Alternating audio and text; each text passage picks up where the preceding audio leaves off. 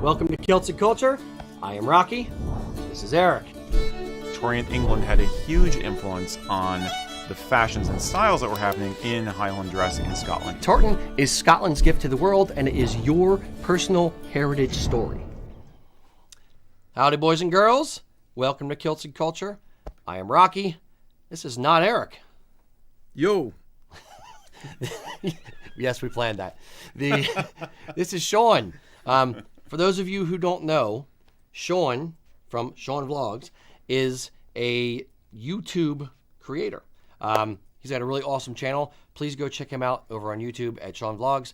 And we are streaming to both his channel and the USA Kilts channel simulcasting today. So if you're seeing me and wondering who the hell is that bald dude on Sean's channel, hi, I'm Rocky.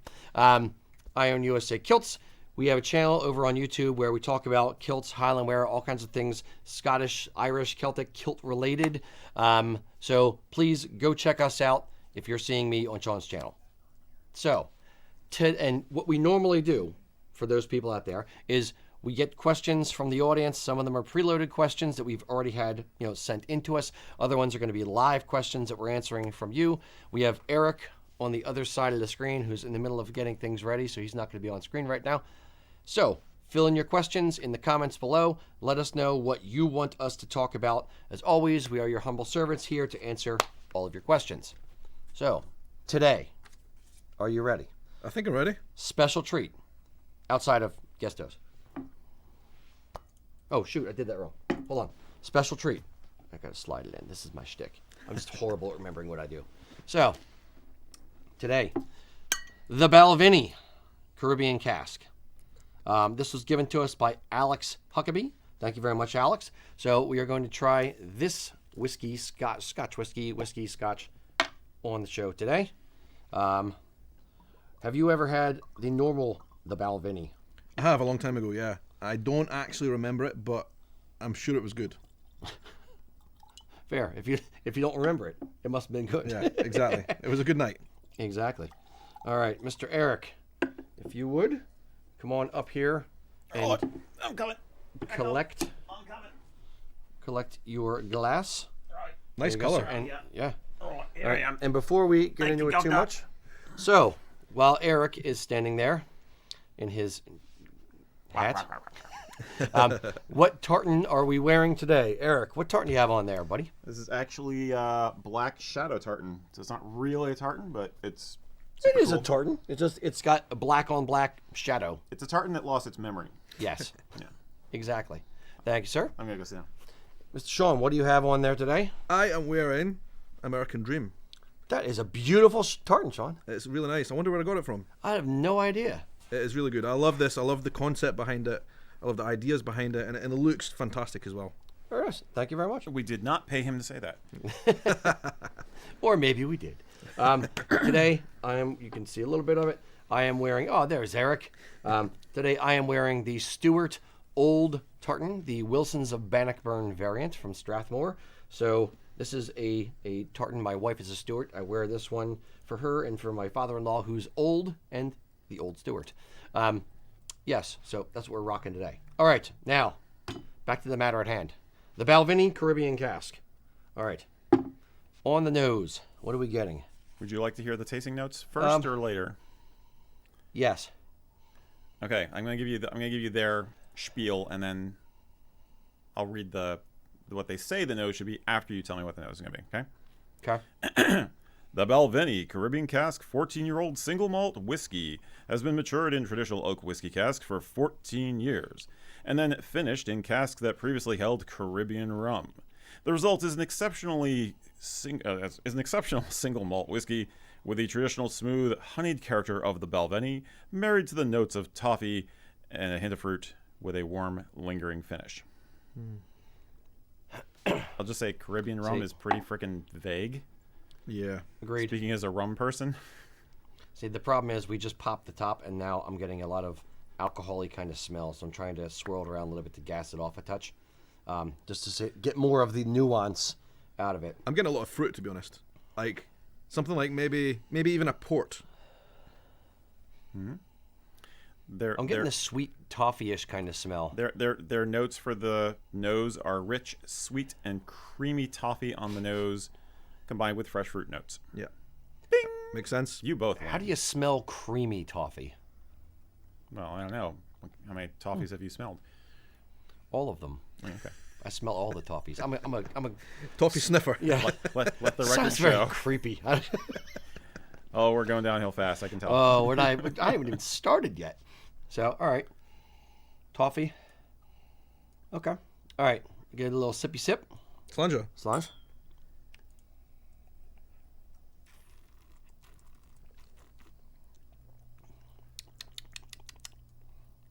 Smooth. Yeah, it's smooth. Very, very Yeah. smooth. I like it.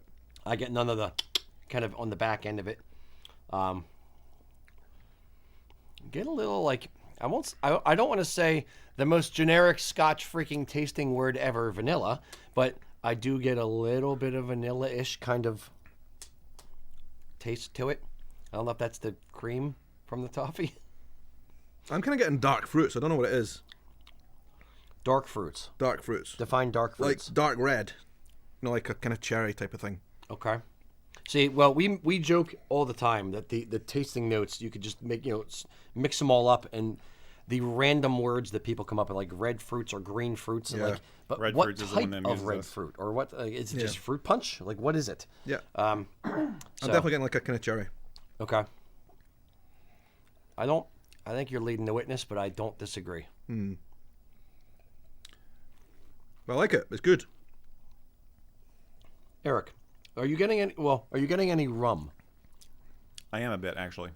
There is a bit of a like a dark rum Yeah. tone to it. Yeah. Do a little water. I can't disagree on the nose. It is sweet. It's a Would you like little a touch? burny. Yeah. Go for it. It's a little burny, but I don't expect that to last. I'm getting a burn as well. I can feel it. I'm not. I didn't at first, but it came in afterwards.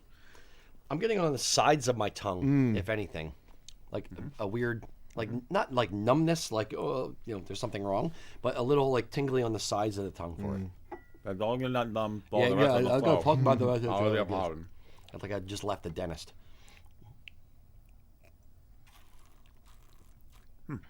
Did you read the tasting notes or just the? Ooh, that lightened it up. According a touch. to them, Yeah. you should be having an experience of a rounded with vanilla and sweet oak notes with a fruity character that develops with time. I must say, these are pretty simple tasting Yeah, notes. but They're it's- playing it safe. I like the fact that it's simple and it's not like here's Right. this essay of all the flavors you're Right. supposed to taste that we just Yeah. give you all of them. No, I got the vanilla. With a finish like the dark side of the moon. Yeah, I get a little bit of the cherry, and I still taste the rum a touch. And they say the finish should be warm, soft, and lingering. It's definitely lingering. Oh, wow. It is good. I can feel the burn. Not in a bad way, by the way. Yeah. It's like a warmth. Yeah. No, that's not bad. Yeah, it's good. Eric, Are we rating? we're This range of the ratings? I like Sure. it. I like it. It's but I'm a rum drinker. Yeah. So this definitely reminds me of rum. I just still think Caribbean casks is very vague, but yeah, I do like it. It is little almost. It reminds me a tiny bit of sherry. It's very creamy. okay. Getting the Bob Marley vibe from it. Don't worry about a thing. It is very rich. I'll give that as like a very rich, Yeah. lingering Yeah. richness, Yeah. which a lot of people love. For me, maybe it's a little bit too rich. I like it, and I can see people like that richness will drink that happily all night. But I think for me, I tend to prefer something a little bit lighter. Sean, do you find you drink different things or prefer different things depending on the time of the year? Definitely, Yeah, because Yeah. this does feel nicely seasonally appropriate. I'd say this seems like a nice winter absolutely, option. Yeah. like mid-December, like it isn't it? Like coming into December, Yeah. nighttime, snowing outside. Makes me think of pudding, basically. Yeah, I like it. The thing I like about it is, I like the richness of it. I like that word. That was good. That was well timed. Yeah. And I like the fact that it's not a lot to it. It's just good. Yeah. Like I don't know how to describe. It's not trying to be 80 different things. It's not trying to have like super complex, crazy notes and stuff. The 3 or 4 notes that they gave me, I get. Yeah. I do get the creaminess. Yeah. Yeah. Try this. Ted Straub just commented that anything that is from a Caribbean cask, he feels like it has a kind of a molasses vibe to it. I don't Yeah, that disagree. makes sense. Yeah. disagree. Yeah. For me, it's more of a caramel with this. Toffee legs. caramel. See, now I'm looking at the legs on it. It's got crazy legs. It's got legs for days. Am I right? But it's almost like it's not sticky, but like a honey. Yes. Like it's the molasses kind of thing. If he means like it's a consistency of molasses or something like that, not quite that much, but compared to like a regular Scotch. Yeah. Um, And interestingly, coming in for the second sniff after drinking it, I've lost that kind of cherryness, and I'm coming into more kind of sweetness. it's also because it's been breathing for about 10 Yeah, minutes. Ted is also chastising us for chugging a not inexpensive Scotch. And Chugging? No wonder it's Bernie, he says. Chugging? No wonder you think it's Bernie. If My you're chugging good it. sir, chugging. I am wetting my lips. Yeah, the one of my employees back at Celtic Classic, we were drinking. I usually bring a nice bottle of Scotch, so because it's a long day, Yeah. legs are sore. You need something to take the edge off. It's medicinal Absolutely. at that point. So Purely I medicinal. give everybody a little Dixie cup filled with some Scotch. At that particular year, I had Lagavulin, so I was pouring out good Scotch. So gave it. I'm like, all right, Derek, here you go, and he just shot it. Shut And I'm right like, down. What? What? Like the horror in my eyes. I'm Yeah. like, you're not allowed to have any more now. I think shotting it is fine as long as you appreciate it first. No, he didn't. Oh well, yeah. In fairness, he's young. He was younger, and he was just like, "Oh, thanks." Yep. And I was just like, "Oh." Thing is, if you give a glass like that to someone who doesn't know, it looks like a shot, right? Yeah, yeah, I think, boom. yeah. You Don't should have know. known better. It's just an Egypt. Damn kids. Gentlemen, I will inform you at this point we have viewers from Germany and New Zealand and Shropshire, Wow. among Nice. other places. From where's the third? Shropshire? Where's that? England. In England. Oh, right on. Okay. We've got multiple time zones there. Yes, indeed. St. Man, Petersburg, it's Florida. late. Nice. Very good. And some guy in Royersford. Sweet. The locals. Yeah. Okay, Eric. Why don't we rate this 1 to 10? For those who have never seen our rating system, here it is. We rate it 1 to 10. 2 or below, you politely refuse and don't really want it. 8 or 10, 8 and up is you would physically drive somewhere to go get this. 10 is, oh my God, I would sacrifice my mother to get this. And, average is 5, 6, somewhere in there. So, and we give decimals. We get in there with the scores. Eric, all of that said, how do you rate I wasn't the paying Balvenie? attention, sorry. Okay. No, No, I you would. I rated really 3 like this dogs quite and a a bit. cat. This is definitely in my wheelhouse. I would give this like a 7.8, Okay. maybe an 8, but It doesn't break the 8s? yeah, it does. I would go out and buy this. I would. Okay. With So, someone else's money, probably. official number? but I'll go up to 8. Just around 8. 8.0. 8.0. Okay. 8.0. Yep. Rookie score, that's fine. Sean. I'm a little bit torn here, right? And the reason is, I know this is an expensive bottle of whiskey. That is a good whiskey. Do we know how much it cost? I'd love to find that out. 110 was one number I heard. Okay. Yeah, that is a good price bottle of whiskey. And I like it. It is good, and I can absolutely appreciate there's going to be people who like that richness who are going to love it. But for me, I think I could get just as much enjoyment out of a 20 or 30 bottle of single malt Scotch that's on sale, like a Jura or something like that. That'd be about 40 or so US. Yeah. Yeah. And so, for that reason, I'm actually going to score a bit lower and say 7.2. But I appreciate it. I understand there's going to be people like yourself who are going to love that. Yeah. Probably for just- me, yeah, just the the flavors I like. That's all. But yeah, we do say that a lot. I mean, it's just kind of like people talk about with wine a lot. It's basically how much it costs or what other people say about it really doesn't matter. It's whether you like it or not. Yep. And one thing that we do is as much as it's a gift, so you're not supposed to, but we look up the price anyway because we need to factor that into the score. So Yep. if it's you have a spectacular bottle of $50 Scotch, Yep. then you maybe bump the score up a little bit because it's a very good value versus something that's $150 and you're like, oh my god, this costs that much money. Yeah, so that is a factor. Very good point. I'm going to give it an 8.2. I dig it. I dig it. I do. I didn't think I was going to. I won't lie. The rum cask kind of threw me off a little bit, but I think it adds a nice je ne sais quoi, a little just something. So yeah, 8.2. I dig Why it. is the rum always gone? Good score. Yeah, Good score. Yeah. indeed. It's a really good dram actually. Could enjoy that all night. I actually think this is one. It's a grower. I feel like 3 or 4 drams in, you're going to start to really appreciate it. 3 or 4 drams in, you appreciate any Scotch more. True. Yes. I will say this. I am absolutely going back for seconds. So this show will go off the rails. Would you like any more, Mr. Sean? Before I'll hold off on a minute. Okay. We'll get there. Okay. Just warming up. That's fine. Put your glass over there. I'm gonna remove the table, and slide this out of shot. All right. Okay, boys and girls, you know the drill, or some of you, if you're coming from Sean's channel, you have no idea what the drill is. Load in your questions, anything you have. Today, we're specifically trying to gear the questions more towards travel a little bit, or more towards the differences or the similarities between the U.S. and Scotland. So we're kind of taking more of the culture aspect of our show. We're exploring that a little bit today.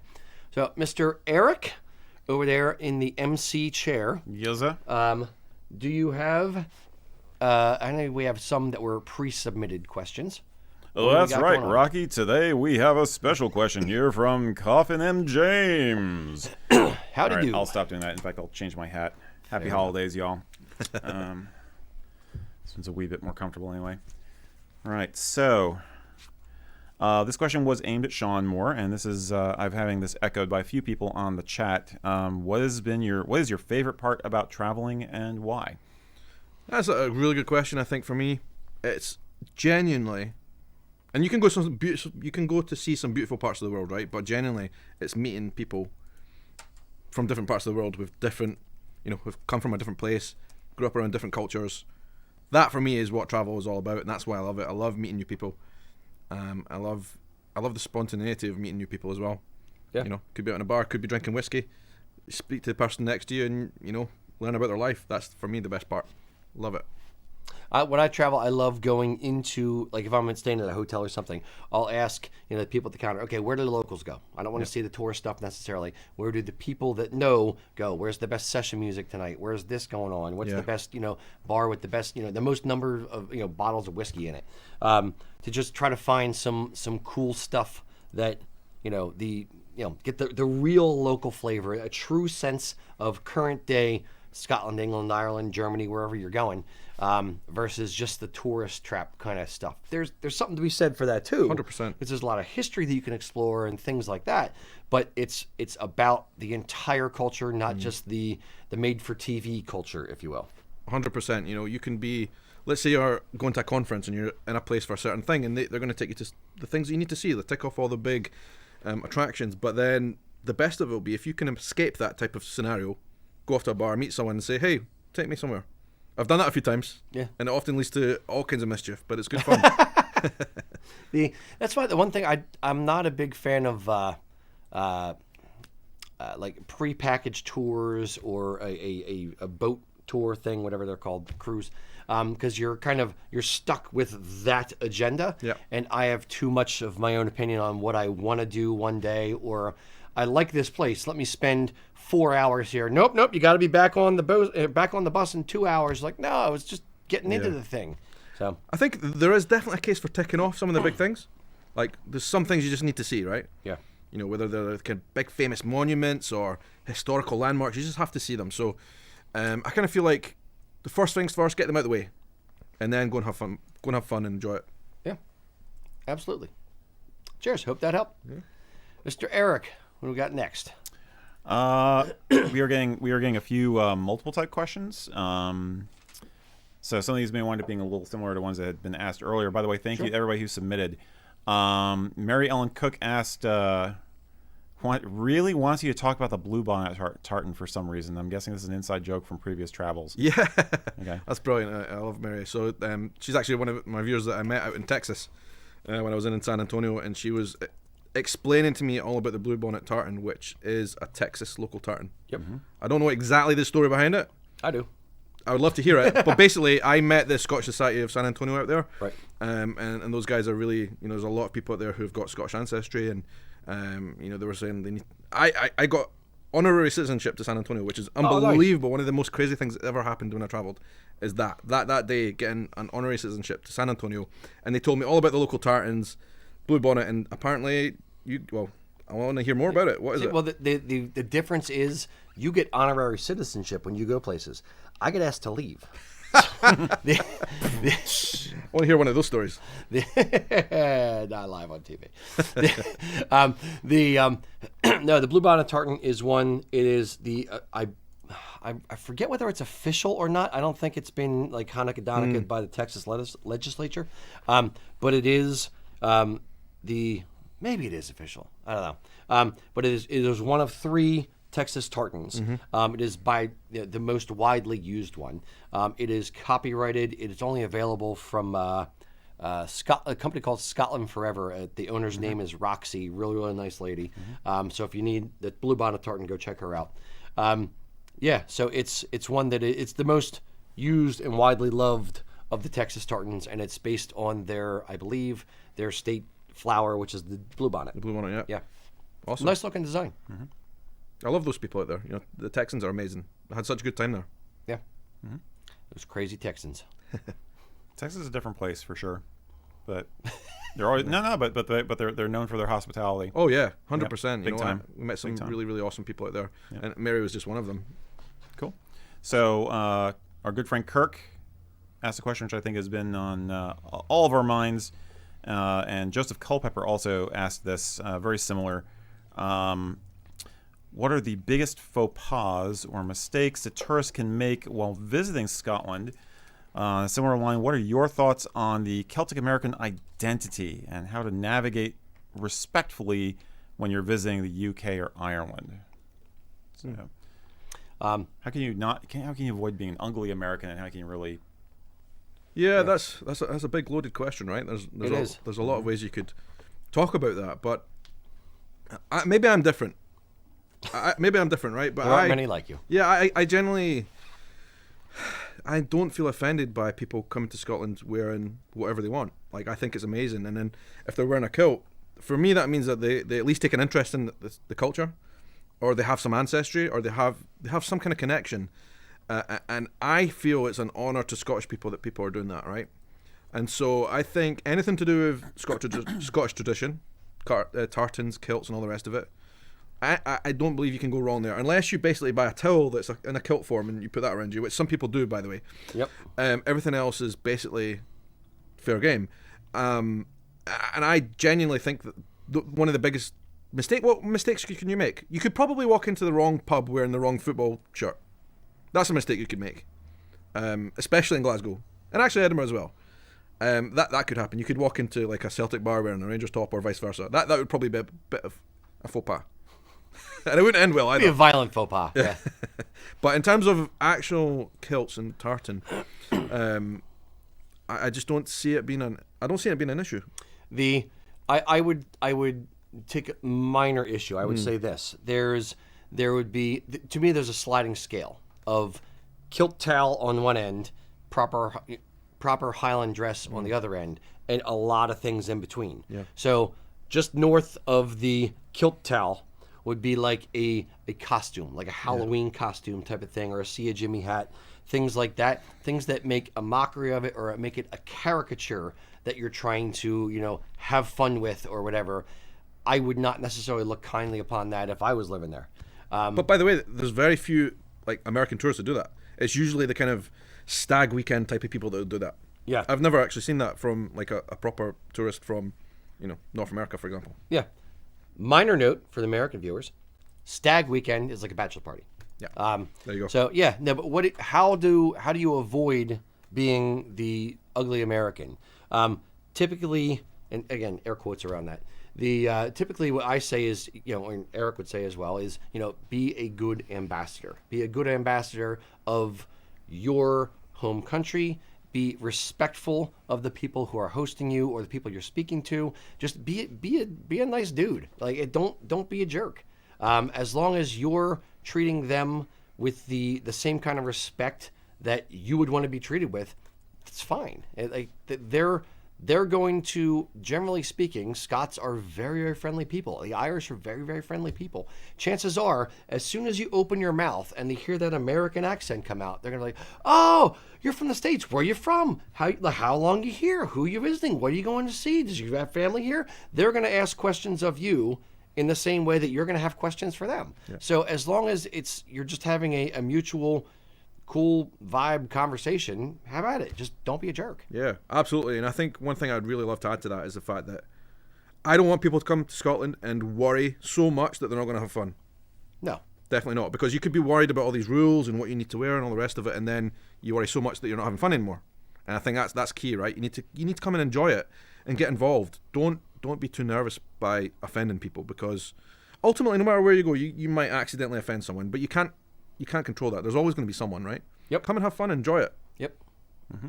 Absolutely. Mr. Eric. And along those lines, I'll pick up a question from StrayCat1674. Hey there. He's asking Sean, would you actually like to see more of your fellow native Scots wear the kilt more often as a standard daily dress? Yes, definitely. This is something that I'm sure will come up a few times in this conversation, this kind of topic. But ultimately, the bottom line is we don't wear kilts very often. I can think of, in one hand, the amount of times I've worn a kilt within the last 10, 15 years. For shame, sir. Yeah. For shame. But you know what? And it's even worse than that. I would say that's probably about normal for most people in Scotland, and maybe even less than that. We wear them for very specific occasions. So, graduation parties, definitely. Weddings is a big one. People wear kilts for weddings, but day-to-day basis, it just is very unlikely that people will be wearing kilts. Certainly, myself and most people I know wouldn't wear kilts on a day-to-day basis. But that doesn't mean that it's wrong to do so. And actual fact, this trip here to the States, where I have been wearing this kilt every single day, apart from one day when it was pouring the rain, but that's another story. You may want to wash it. Yeah. But I feel a bit liberated by that, and with the fact that actually it's cool and people like it. Yeah, and it's a conversation starter. Exactly. So yeah, I wouldn't base the fact that we don't wear kilts every day as something to go off, but I do wish people would probably experiment a bit more with it. Yeah, as long as they don't feel like the problem is the Scots. I'm going to speak out of turn a little bit. Uh-oh. Scots are of the mindset that they have to. It's a formal thing. Like, you wear the kilt for fancy dress. You don't wear it every day, except if you're tartan army type guy. And it doesn't have to be. That's where I kind of take. I like Howie Nicholsby's line of, he's trying to return the kilt to what it was, which is, everyday dress of the everyday man. Just wear it, throw it on like you would wear a suit, like you would wear jeans or whatever, and that's what you wear for the day. There is something to that. There is something for liking your clothing. Like, what kind of emotional attachment do you have to your jeans? That's a good point. Some of those jeans have a story to tell, right enough, but we'll not go there. No, but that's dead right. The kilt has so many connections, whether, for example, it's this one that has that amazing story behind it, an American Dream, or if it's family connections, or if you've been somewhere and you love the place and there's a tartan connected to that. There's so many reasons why you would have that connection and that the emotions that go along with it, and that, if you have a piece of clothing that means that much to you, wear it. Why let it sit and waste away in the back of the closet? Definitely. If you paid, whether it's $100 or whether it's $600, it doesn't matter. Like, you paid good money for this thing. Yeah. Why, hold it away like it's some, religious relic? It's not. It's a piece of clothing that means something to you. Get it out of the freaking closet and wear it. The word that comes to my mind constantly when thinking about kilts and tartan? Nostalgia. Yeah. Always comes back to me, nostalgia. That's what it's about, right? It'll give you a memory of family members who might not be here anymore, or a time in your life, or something, or a wedding. Yeah. It could remind you of your wedding. Yeah, or a place. Yeah, every time. Yeah, I'll say that. Every time I wear my Scott green weather kilt, I'm thinking like, oh, this is my wedding kilt. So yeah, absolutely. Yeah. So yes, more Scots should wear kilts, including this one. Definitely. Every day. New channel, Sean in a kilt. Kilted Sean. There you go. It needs to it needs to happen. That could be the new brand. There you go. So let me springboard you guys a little bit. Let me find this first. Where is it? All right, it is. We had a viewer. This wasn't a question. This was a comment, but I think you'll find it interesting. It's going to inform the next question. Lynn Denana, excuse me, says after I grew up and realized the sacred history of the tartan, I feared offending a Scot, so no longer wear them, even though plaid was my absolute favorite growing up. So there's somebody who's intimidated themselves out of actually wearing tartan because they don't want to offend a Scottish person. Meanwhile, Jeremy Forsyth had asked us, what are your thoughts about how Americans approach their Scottish heritage and kilts versus people in Scotland? So you've already talked about, I think, a little bit about the Scottish side of things, but how can we help this person feel a little better, and how can we answer Jeremy's? Yeah. Let me jump in first. Kind of addressing the first part of that. The kilt, the tartan, it's not a sacred relic. It is a pattern with a history to it. It is a pattern with meaning to it. More meaning than most. It's not, a Lily Pulitzer pattern that goes out of season, next season. It is something with history, and it should be revered to some degree and shown some degree of respect, but it is not a holy relic. Tartans, as a thing, evolved over time. They did not come down from the mount on high and say, here is the blessed book of tartans, let them forever be here. This is it. They evolved. And we were talking just before this show about the Sir Walter Scott kind of inventing the tradition, not quite out of thin air, but close. And then a few years later, the Sobieski Stewarts, who designed tartans, put them forward and were like, hey, these are 100 years old or so, I promise. Can we see the original book? No, but here. And they just made them up out of thin air as well. So every tradition starts somewhere. Tartans had an origin, yes, but they were not some sacred thing with billions of years of history to it. It was a cloudy origin story, a con job in some cases. So it's not something that you have to fear wearing or doing something wrong. Every time somebody starts something new, whether it's wearing a kilt or whether it's, learning to ride a bike, it doesn't matter. You're going to screw it up. You're not going to do it right the first time. But you have to start. And that's the point. You just got to go out there and start doing something. If you feel uncomfortable with wearing a tartan because you don't want to offend somebody, which is a very, very valid way to feel about it, then wear a universal tartan. Wear one that has no clan affiliation. That way, you don't have to worry about offending anybody because you're not treading on someone else's heritage or culture or name, not that you really are anyway. Yeah, I mean, from my point of view, it makes me really sad to hear that there's someone out there who's watching who feels so bad with this, but that they don't wear it anymore because they're worried about it. I think a lot of Americans feel that way. It's really sad. And to put everyone's mind at ease on this, right? This is genuine truth.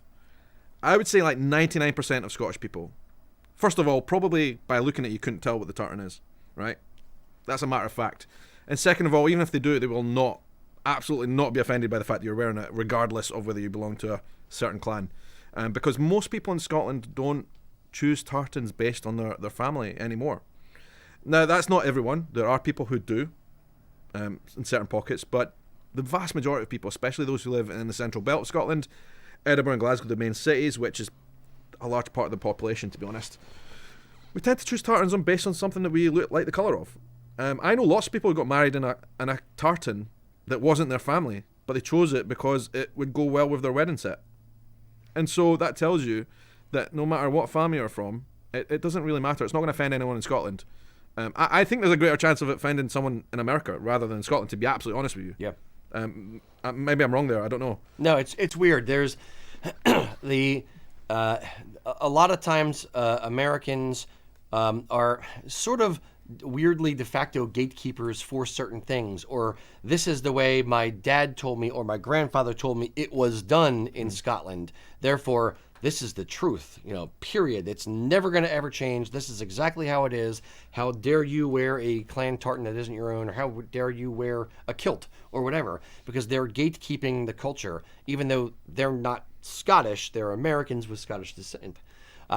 So it's a weird one. You have, there's an entire spectrum of people, ranging from I'm going to wear what I like just because I like it in America, all the way up to no, you should only wear your family tartan. And that's all just America. Where in Scotland, Sean's been telling me all day and all of yesterday, it's not nearly, they're not nearly as concerned about it as we are. Americans are much more obsessed over doing the right thing, making sure you're doing it the right way, making sure you're not offending anyone than the Scots are. They're just, they're in it. I like this, I like that. Put them together, boom, that's my outfit done. 100%. Like, I will choose tartan based on, even like tartan trousers, for example. I'll wear them based on the other clothes I'm wearing, not based on what family they're related to. You know what? I think there's killjoys in every walk of life. Whether it's ice hockey, whether it is whether it's tartan, kilts. Anything you can think of, there are gatekeepers, and there are killjoys, and they're a very small percentage, but they're usually the loudest people. That's the annoying thing, right? But ultimately, you just have to ignore them, right? Because the vast majority of people don't care, and they will feel, I think, humbled and appreciative towards you if you make an effort. It doesn't matter what tartan you put on. I will add this as well. Speaking of killjoys, you can't live your life, and your happiness cannot be defined by what someone else might think of you if you do a thing. 100%. Period. It's if you want to do something, if it means something to you, if you're not hurting anybody, then piss off. It's you do what you want to do to make you happy. And remember, 98% of the population either will not care or will support you or will love it, versus the loud 2% who might have something to say. Who cares? It's their opinion. Let that be their problem. Don't make their issues be your problem. Definitely agree. Yep. Very good. So endeth the lesson. Exactly. I love that, Ryan. That was brilliant. We're getting more questions and comments than I can possibly keep up with. Thank you, everybody. And I think there's a lot of people. The vibe I'm getting is that people are happy that we're trying to set the record straight, that you don't have to worry about the gatekeepers, and you shouldn't be too uptight about the clan thing and stuff like that. It's a balance. There's a lot of intimidation going on apparently. Yeah. So I mean, feeling intimidated, not intimidation, but yeah. So let me flip this on you a little bit then. We had one or two people ask about your respective opinions on utility kilts and camo kilts. The all-American. Would you ever wear a camouflage kilt? Probably not, right? And I was thinking about this earlier. Camel kilt. Like, I probably would look at one and think that looks a little bit weird. I thought that for a minute, and then I remembered I went to a wedding wearing an all-black kilt as well, like you're wearing as well. Mm-hmm. And then I kind of thought, like, what's the difference, right? the gun rack in the back of your pickup.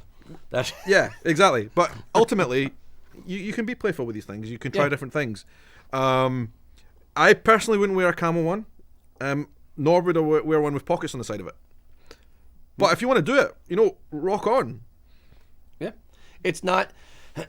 I'm similar-ish to you. Even wearing my, if I wear a utility kilt, I have worn kilts with pockets on them. Utility kilts brand. Before I've worn a Kilts brand before as well. It's not the same thing. I will say, without trying to sound snotty, and this is not meant to sound snotty at all, I kind of outgrew it. It didn't have the same meaning to me that tartans did. It didn't have the same pull to me that tartans did. So I've, for the most part, stopped wearing utility kilts. Once in a while, if I'm going to be, running around doing yard work or something, then I need a bunch of pockets for screws and things, and I have a little project to do, then yeah, maybe I might wear it. But for the most part, I stick to tartans. Camouflage, I was never a big fan of camo print for a kilt. It is done. People do it, but it's not my favorite. Here's why. Because when you pleat a tartan kilt, there's a pattern on it, and you're pleating it either to set or stripe, and you're recreating the pattern.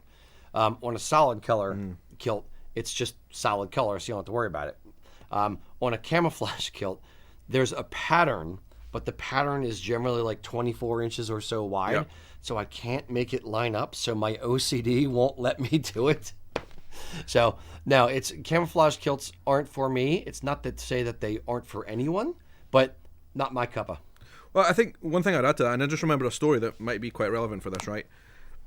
I remember going to a concert, and I can't remember who it was, but it was a big American rock band.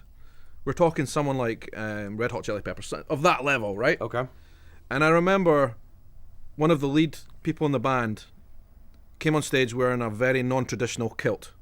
Was it either Black Label Society or Ozzy Osbourne with Zakk Wylde? It could have I been. know you like Ozzy. But yeah, I love Ozzy. But the fact is, they came on stage wearing a kilt in Scotland, and the crowd went nuts. And that shows you, and people loved it, because it was like, that's them recognising our cult. Even if it wasn't like a traditional kilt, it was a recognition that they are giving us some kind of like respect and nod. homage. Yeah, Yeah. exactly. There's a lot of there's I will say a history of that. I know like Muhammad Ali wore a kilt when he was in Scotland. I know Mr. T's worn a kilt. I know Snoop Dogg has worn a kilt when he was in Scotland. I know Jonathan Davis from Korn wears kilts on a he also plays bagpipes. But there's a lot of I know Jack White from the Yep. White Stripes has worn a kilt when he was in Scotland. So there's a weird history of bands or celebrities or personalities going to Scotland or other countries and then wearing the national dress of the country. Yeah, and So- usually those kilts are not traditional ones. They're usually out there. Like, they might sometimes be brightly coloured, but it's a gesture behind it, right? Yeah. And people recognise it, and I think that should be a lesson for everyone out there watching. Like, the fact that you're coming to Scotland and you're thinking about wearing a kilt is already endears you to us. Yeah, that's a good point. It's drawing the line between celebrities. Yeah, I'll draw that line. I'm going to underline it too. No, it's 2 lines, parallel. If celebrities can do it, why can't you? If celebrities are going to go to Scotland and going to be looked kindly upon and shown a positive reaction for wearing a Scottish national dress and not mocked and oh how dare they, if they're given a positive reaction, as polarizing as celebrities can be, what does it matter if Joe Blow from Idaho decides he wants to wear a kilt when he's in Scotland? So go ahead, Joe Blow, wear your kilt in Idaho and Scotland And too. Scotland. Yeah. Hey, Joe Blow, wear your kilt in Idaho. That's Love it. why I did that. You're welcome. We should start a band. Thank you. Thank you very much. No. Not under that premise. Other bands, yes. So Stephen Pickering had asked about. He said, "What do Scots?" And I'm not about to ask you to speak for all Scots. Think of America, the American laissez-faire attitude that there sometimes is to proper kilt wear. Now, you two both seem to have some feelings about this because you mentioned, like you wouldn't wear. What was it you just said? You didn't. You tail kilts weren't really for you anymore. You said they weren't for you. His example was how Americans will sometimes wear T-shirts with a kilt or not bother with kilt hose or wear conventional socks, and he feels like that's just too casual. So, is it disrespectful to go too casual? How dare you, sir, be casual in this sacred dress?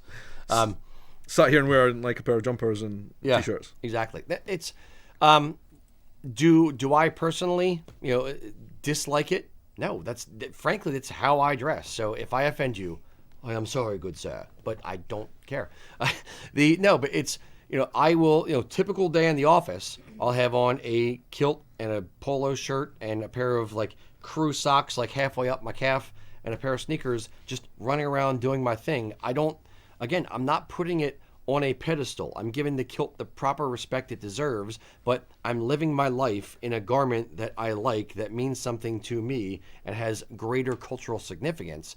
But it is not a uniform.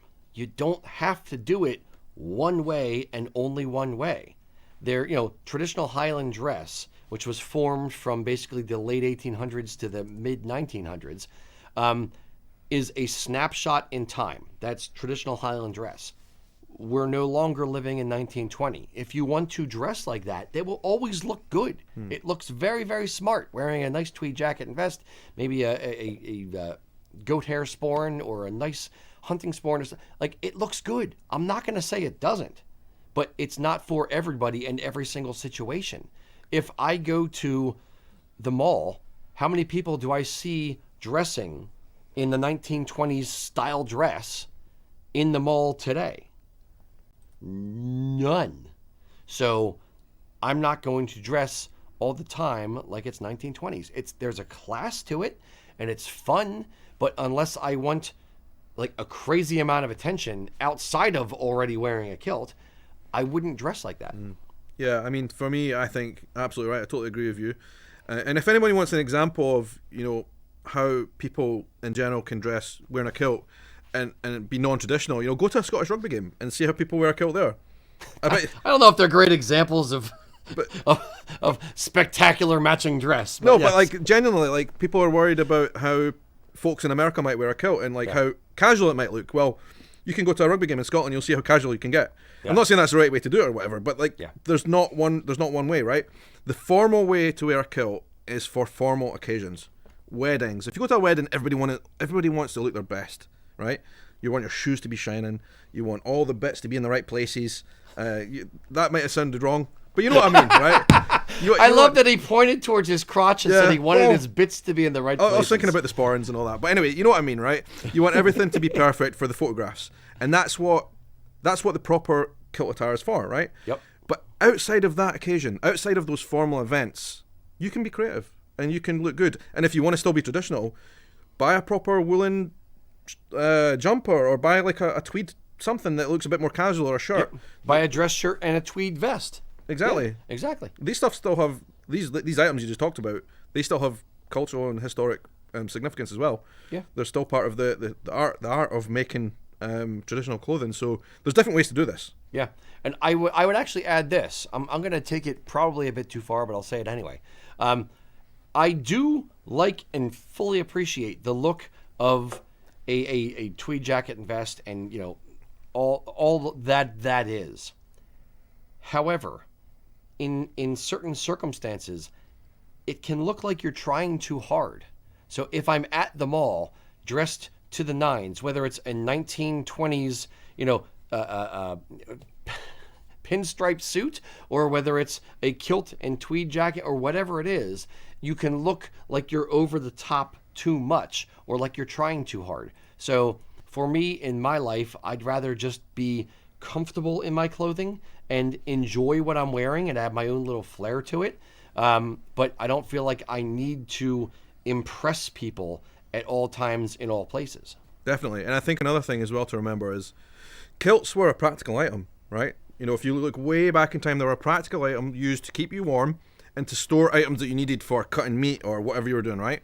Back in those days, and even to more modern times, people would go hunting in a kilt. Now, if you go hunting, you're not going to go hunting with a Prince Charlie and your jabot and. Can you imagine hanging the deer over your shoulder, right? With like a proper jacket on, right? Yeah. You need to wear the appropriate stuff for that. Gear. And a kilt can be used in all different scenarios, whether it's hunting, whether it is. We've got hunting tartans, for goodness sake. Well, the hunting tartan thing is a bit of a misnomer. It's not necessarily for hunting. Yeah. Correct. But yeah, you have different horses for different courses. 100%. So I hope that helps. All right, Mr. Oh, no, sorry, I was going to say pass the whiskey. Oh, sure, that I can do. And just as I thought, actually, it's getting better and better as we go on. I know it. This is dangerous. I'd like to get you on record with something. I want to get off kilts in a moment here, but I can't resist this one. Gent by the name of Paul said, "Guys, please, sporns to the side. Proper way of sitting in a kilt. Should you shift the position of your sporn when you sit down in a kilt?" I have never heard of that before in my life. No, neither have I. I just wanted your confirmation. Thank you very much. No, no. If anything, the sporn helps. Let's talk about man spreading, shall we? Yeah. As a man, I'm not sure if you're a man, but did you say the name of the guy? I don't. If it is a man, I don't want to actually answer. I'm just saying his name is Paul. Oh, Paul. Okay. when I sit down in a kilt, it is I've never seen a picture of anyone in a kilt sitting with a sporran to the side. No.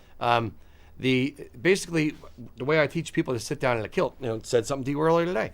Basically you get near a chair, you crouch your knees down a little bit so the bottom of your pleats are below the very, very edge, the lip of the chair, and then you kind of put your hand on your sporran and you back into the chair a little bit. This helps contain or maintain your modesty. Sporran off to the side, there's no weight in the front. You end up with your, the front apron flat across the front. Insert picture of, guy sitting next to Queen Elizabeth here. Exactly. But it's one of those where, it's functional for carrying things. It's also functional for holding down unsightly bulges, and making sure you maintain a bit of modesty. And also just looking at, I know I've eaten a lot of cheesesteaks on the strip, right? If I was to sit down on this chair right now with my sporran to the side, I wouldn't fit in. It's going to rub off the side, right? And so that practically that doesn't make sense to me. Too many cheesesteaks, huh? Too many. Indeed. All right, what was the next question? I lost track. That just really that gave me a laugh. And in case anybody's wondering, there's plenty of historical precedent. Just look at McKeon prints and stuff. You'll see plenty of 19th century guys with their sporran in front, sitting down. Yep. It was good enough for our forefathers. There are certain... Hold on. There are certain exercises that I will pull the sporran to the side. Jumping. Running across the street or a little jog. You don't want, to ball tap yourself, to drop yourself to your knees. So there are times where, yes, you move the sporran out of the way. However, in the instance of sitting, it actually helps more than it hurts. And also, if you want to grab stuff, it's right there. Yeah, exactly. Sat down. What's in my sporran? Yeah. I don't know what's in your sporran, but mine's empty right now. Anyway. There's a Capital One ad in here somewhere. What's in your sporran? But we could go on. I'm going to choose to move on, though. We've had a number of people ask about, I'm going to put this out to both of you, but mostly you, Sean. Quiet, out-of-the-way places in Scotland, Ireland, Wales, or even England where you'd go for a relaxing, non-tourist environment. Hidden spots that, if you can get to, you really shouldn't miss. Favorite getaways. That's kind of a difficult question because Scotland is a really small country. It's probably, I don't know if this for sure, but I would imagine it's smaller than the state of Pennsylvania by quite a long shot. And we receive a lot of tourists every year. And so there's barely an inch of land in Scotland that hasn't been explored or visited. Pretty much in a day trip from either Glasgow or Edinburgh, you can cross the whole country. It takes like 4 hours to drive from the south to the far north. And there are certain islands which probably at one time were considered remote and out of the way, like Skye, for example, which is so saturated with tourists that by going there, you're going to be competing with tourists for... And actually, we did this quite recently, a couple of months ago. We could not get a restaurant reservation at all when we went to Skye 2 months back. It was impossible. Frickin' tourists. Tourists, right? And in one way, that's great for the locals who've got lots of business, but in another sense, it's not like an off-the-path, unexplored place by any means. A couple of places I will suggest, though, and again, they're not off the path, they're not unexplored, but I really love to go to the Isle of Mull. Great place. I love it there. And the fact that you have to catch a ferry to get there, it does create that little barrier that stops the masses from going. It can get busy there as well, but the Isle of Mull is a fantastic island. It's a big island. It would take like 5 hours to drive around it slowly. Is it southwest of Scotland? Probably directly west of Oban. Okay. So basically if you look out from Oban, you can pretty much see it. Another thing, so there's a couple of great things about Mull. First of all, if you go to the south of Mull, there is an island just off it called Iona, which is where Christianity was founded in Scotland. Yep. There's a lot of stories you can look into about that. And by the way, it's gorgeous. Second of all, there's lots of beautiful nature, wildlife and all that. You can see white-tailed seals and all sorts of stuff there. Third of all, Tobermory is a gorgeous town. It's probably one of the most picturesque little villages anywhere in Scotland. Like, they've painted all the houses different colours. Gorgeous. And they also have a good whiskey in Tobermory called Tobermory. Oddly enough. So yeah, I recommend Mull. There's lots to do there. You know, you could spend 4 or 5 days there easily, and not run out of things to do, unless the weather's terrible, which it can be. Nice.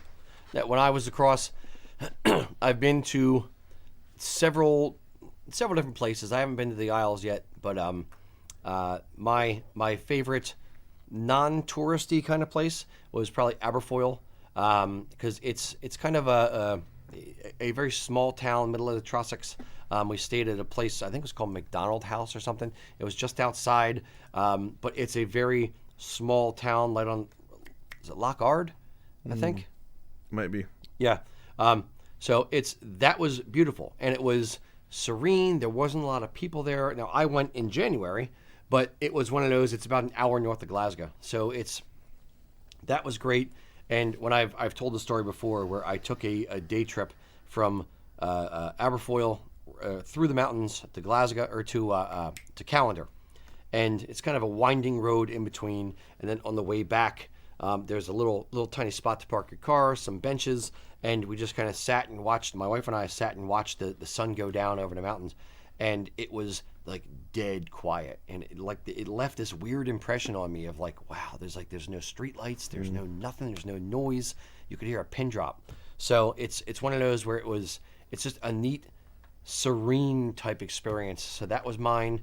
And as far as if you want to see a city-esque, but have it not be too touristy, there's spots in Inverness, and it's a good central location to visit a lot of non-touristy type spots, like up north, or the Culloden battlefield is touristy, the Clavacairns are touristy, but if you go off season, you can see some touristy spots without people.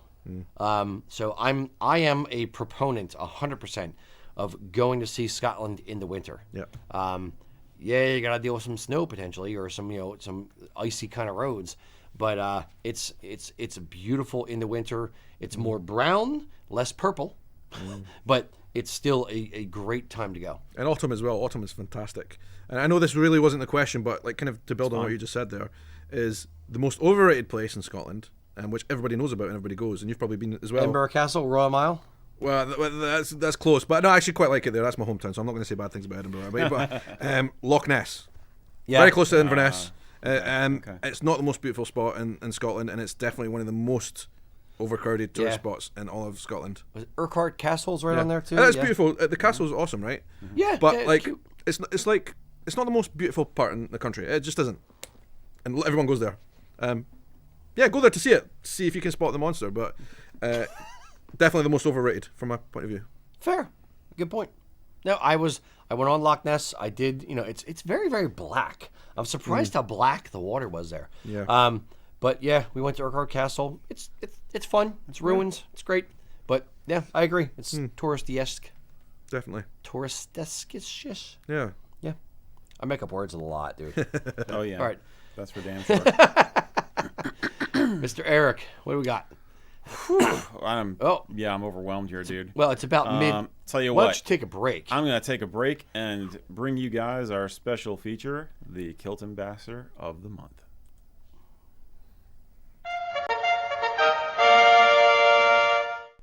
Hey everybody, our Kilt Ambassador, Robert Porter, his friends call him Bar, is a big-hearted gent who served in the United States Marine Corps from 1986 all the way up to 2007. In the Corps, he had a number of positions, including MP, criminal investigator, drill instructor, and Marine combat instructor for water survival. He retired with the rank of gunnery sergeant, or gunny, as they call it.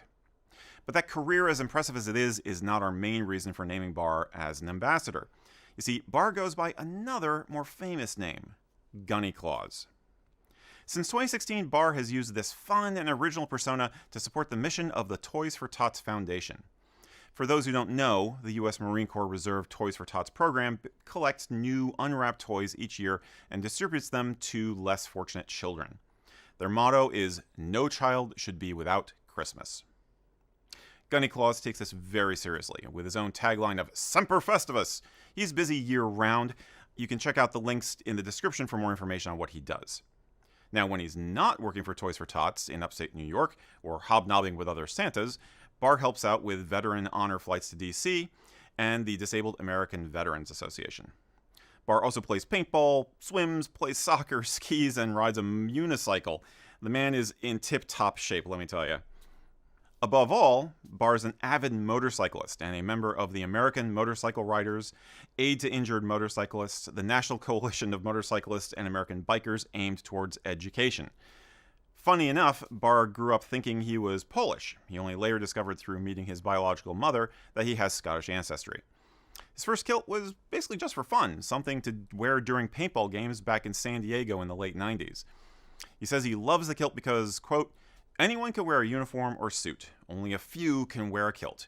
I'm very proud of my heritage, and wearing the kilt is a part of that. And of course, ladies love a man in a kilt.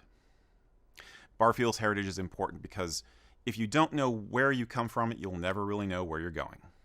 So, we want to help Gunny Claus in his efforts, so we here at Kilts and Culture want to encourage you to consider getting involved with Toys for Tots. It's really, really easy, guys. You can learn more about it at www.toysfortots.org, and you can also drop off toys in those boxes you'll see popping up around your neighborhood. One great thing to keep in mind, most of your donations will go to kids in your area, so contributing to Toys for Tots means you are helping out families in your own community. Now, we can't promise you're going to meet Gunny Claus himself when you donate your toys, but like we said, you can follow his adventures online. Thank you, Barr, for all that you do. To you, and to all the good boys and girls out there, let me just say, Semper Festivus.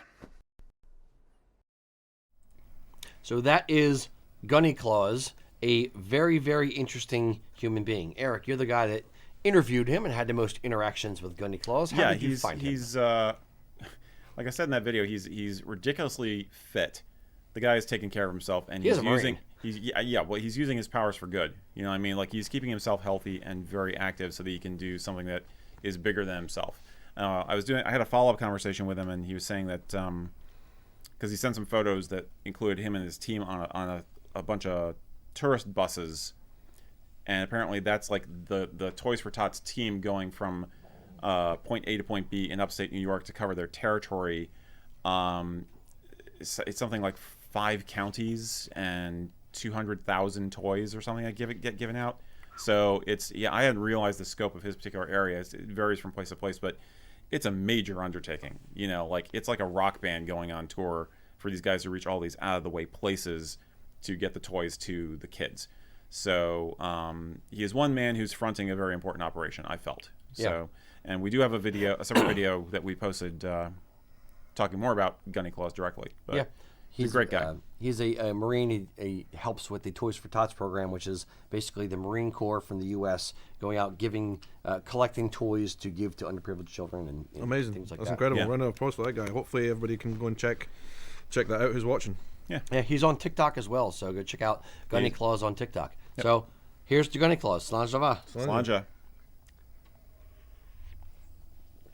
All right, Mr. Eric, what do we got going on? All right, well, we got the warm feelings going. You know what I mean? So let's keep going with those good feelings here. Gent going by Felix the Gray asked us. He said, "How do I gain the confidence to wear my kilt out for the first time?" For context, I've worn it to Ren Fair, but not out and about in my town. And I'm going to dovetail that with another question from Steve Sanders, who for Sean was, what was your first experience wearing the kilt, and were you nervous? Yeah. So how do we help this guy get to the point where he can do this? How do you get over the mental curb to go out and wear the kilt for the first time? And what was your first experience wearing the kilt? Now yours is obviously much different. You know, you were in Scotland, you've grown up with it, but yeah, definitely. So from a young age, in Scotland, there'll be opportunities where you're invited to an event, like either a wedding, and this can be from a very young age, or high school graduation or primary school graduation. So from a very young age, you get exposed to that type of thing, and so we will have that kind of opportunity quite early on. I guess where it becomes more nerve-wracking as you get older and you think, all right, where else can I wear it? And there's been a few instances that I can remember where I was kind of like, I felt like out of place. I remember once where my wife's from Brazil, for example, and we got married in Scotland but also in Brazil. And when we got married in Brazil, as I made my way from the hotel I was staying at to the wedding venue, I had the kilt on, and that's obviously something that is like totally out of the realm of possibilities of something you'll see in Brazil. Apparently not. Well, yeah. Well, what I'll tell you is, wearing a kilt in a place where you don't see them very often makes you a celebrity. It makes you into a rock star. People want to know you. They want to know what you're doing. They want to take your photograph. They want your autograph. You become like a celebrity rock star, and that's kind of cool. It's a conversation starter, and so if you're nervous, just remember that people love the kilt. All kinds of people love the kilt, and for different reasons. But it's a popular thing. People are going to love it. They're going to ask you questions. I was in DC the other day. People were stopping me like, "Can I take a photo of your kilt?" Which is pretty cool. And here's yesterday as well. We were out and about, and so yeah, I understand the nervousness around it the first time, but just know people are going to like it, and they're gonna probably stop you and ask about it, in a good way, in a positive way. Yeah, I would also say this: it's kind of like anything you do. The more you do it, the easier it gets. And as the other way to think about it is, the first time you do anything that you've never done before, if you don't have a memory of doing it for your entire life, or you've never been immersed in it, it feels weird. Like the first time I kissed a girl, I remember I was scared to death what was going to happen. Like, I don't know what was going to happen, but I was scared. I didn't know, like, oh my God. I'm traveling back in time traumatized right now. And the first time I wore a kilt was kind of similar. I remember getting my first kilt, actually two at the same time, in my mid-20s, and thinking like, oh, okay, I got these. Now what? Like, where am I going to wear this? And like, I remember being like, what do I do? Where do I go? How do I wear this? When should I wear it? Why should I wear it? Are people going to think weird things about me? Am I going to be beat up? Like, what's going to go on?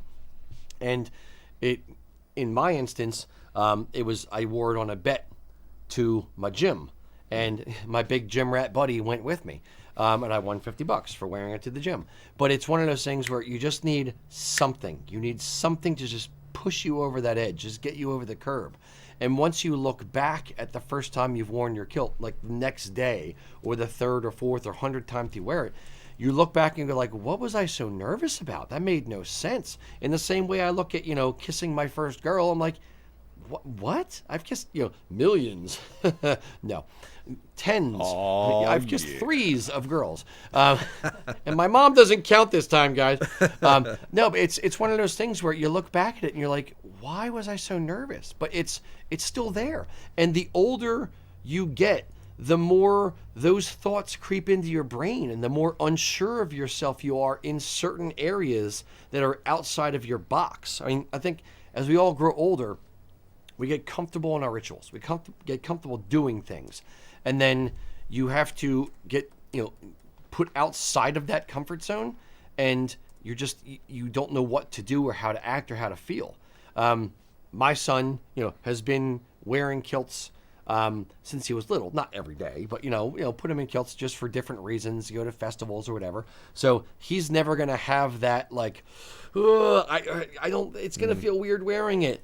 Because he's grown up with it, and it's fine, and it's part of the gestalt that is in our family, versus somebody that's just getting into it in his 40s or 50s or 70s or whenever you get into wearing a kilt.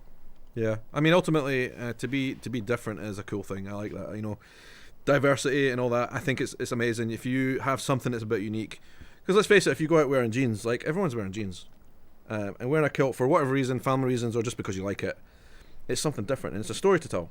Yeah. And you're gonna get people asking you questions, and it's gonna be positive. Yeah. And the more of a peacock type person that you are, the more you like attention. I won't say crave, but the more you like attention, the easier it's gonna be. If you're one of those like wallflower, I want to blend into the background and never be noticed, never talked to, never seen, I'll just kind of go along, kind of person, then yeah, it's going to be more difficult. And you're going to have to find your own courage yourself. No one can do it for you. Now, there are tricks, there are tips to be able to do like a Celtic festival or go to other events where there's going to be other guys wearing kilts. That might help you get up the courage to do it and feel like you're not the only one doing it. But there's also something to be said for the, committing the confidence, the bravery, proving it to yourself that it doesn't matter if no one else in the gym, no one else at the mall, no one else at the grocery store, or the Amish market, Eric, is wearing a kilt. It's just you've decided you're going to do it, and you do it. That's it. I'd love to know from you guys, actually. Have you ever had a negative interaction from when you were wearing a kilt? From us, me and Eric, from the folks out there, or us? You guys, both Eric and...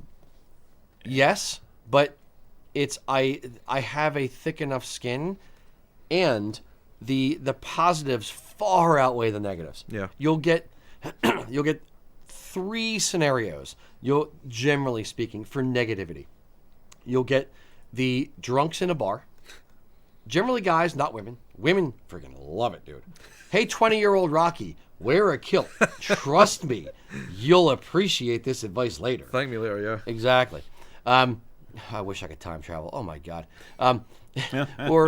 Or you get the random person who is like actually weirdly angry about it because they're some kind of gatekeeper, like Scottish, or are you Scottish? Are you from Scotland? Why are you wearing the kilt?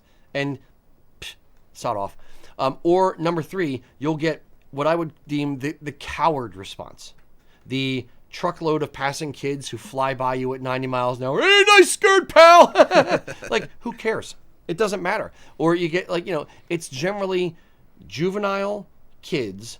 And I'm asking you directly, are you really concerned with what some random douchebag 20-year-old kid has to say about what you are wearing? If you are, you have bigger issues to deal with.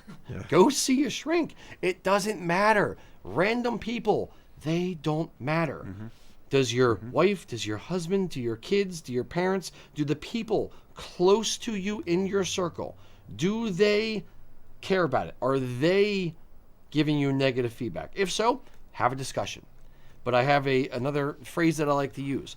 Those who mind don't matter, and those who matter don't mind.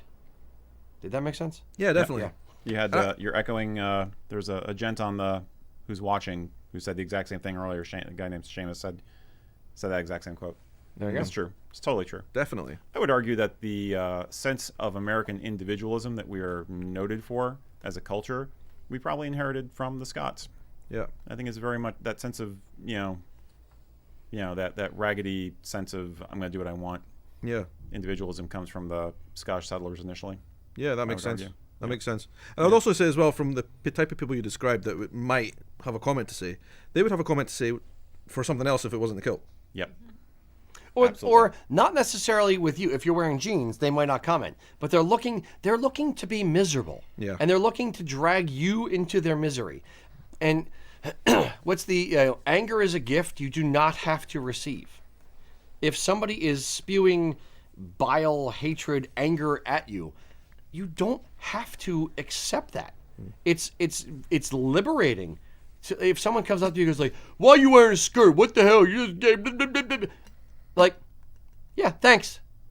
And you turn and walk away, and you don't let it ruin your day. You're leaving that anger and that stupidity and whatever else with them. Let them have it. Don't take it. Just let it there and just keep going. And they're going to be the ones like, "Man, that guy didn't respond to me insulting him." Great. Let it ruin their day, not yours. 100%. Yeah. Yeah, Mike Ramsey commented, "Try to tell a Scot what to do. Now try to tell a Texan what to do. Now try to tell a Texas Scot what to do." Yeah, that's a mix. Pretty much. It's perfect. Along those lines, we're going to give some props to another person who's trying to make sure it's okay for them to actually wear the kilt. Now I'm going to ask you guys some culture stuff, but Isabella Requiem, who I'm guessing is part of my tribe with a name like Requiem, says, "Guys, I have a question. I bought a kilt secondhand, and I didn't know that it was real until now. Didn't realize it was a real kilt, but I'm a girl. Can I wear it? I know gatekeepers are going to think badly of it, but can I wear it? Can I wear a kilt even though I'm a girl?" How dare you, madam? Oh, get the steak for burning.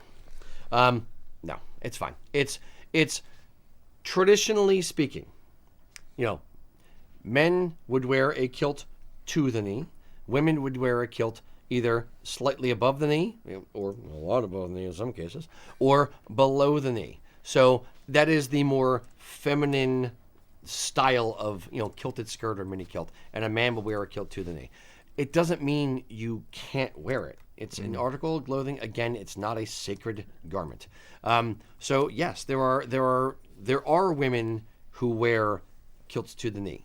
Bagpipe, females who are bagpipers, female bagpipers. Oddly enough, aptly named. Piper Alley wears a kilt, a man's kilt, to the knee, and it's fine. She's not a man; she's a woman wearing a kilt to the knee. It's fine.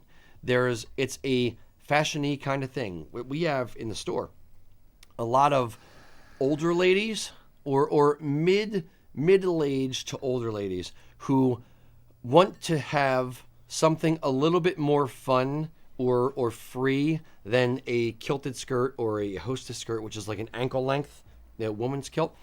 But they feel a little bit self-conscious, or maybe like, maybe I'm a little too old. It's not age appropriate to wear a mini kilt above the knee. So they're like, can I wear just a man's kilt to the knee? Because that way it's a little bit more fun, but it's not matronly looking. Sure. They do that as well. Definitely. And actually, it's kind of sparked a memory for me.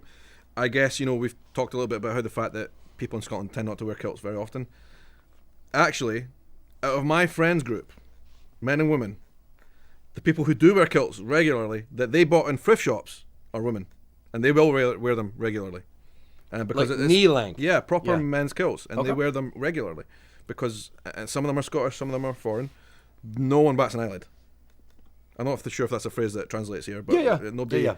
How was that? No one bats an eyelid. Yeah. Oh, yeah. You say eyelash. Yeah. That's what my mom used to say. So, I mean, go for it. It looks good. Yeah. Yeah. That's about it. Rocky. Yes, Eric. Tom Annenson said, Tom. my sister is trying to crochet a kilt for me. She is having trouble pleating it. Have you ever run across any workable patterns that may help her, or any suggestions on how she may accomplish this? It is probably worth making sure that he's not misusing the word crochet. Maybe he means sew, but we all know that kilts are not crocheted. Except for those ones in that one catalog. Except for Tom. Yeah. Now, how big are the patterns in the crochet? And is he going to be wearing it regimental? He will leave little to the imagination. Is she trying to crochet a tartan? That could be difficult. Is it a man skirt or a fishing net? I don't know. It's doesn't bode well. I don't even know how to answer that. No, there are no patterns to crochet a kilt.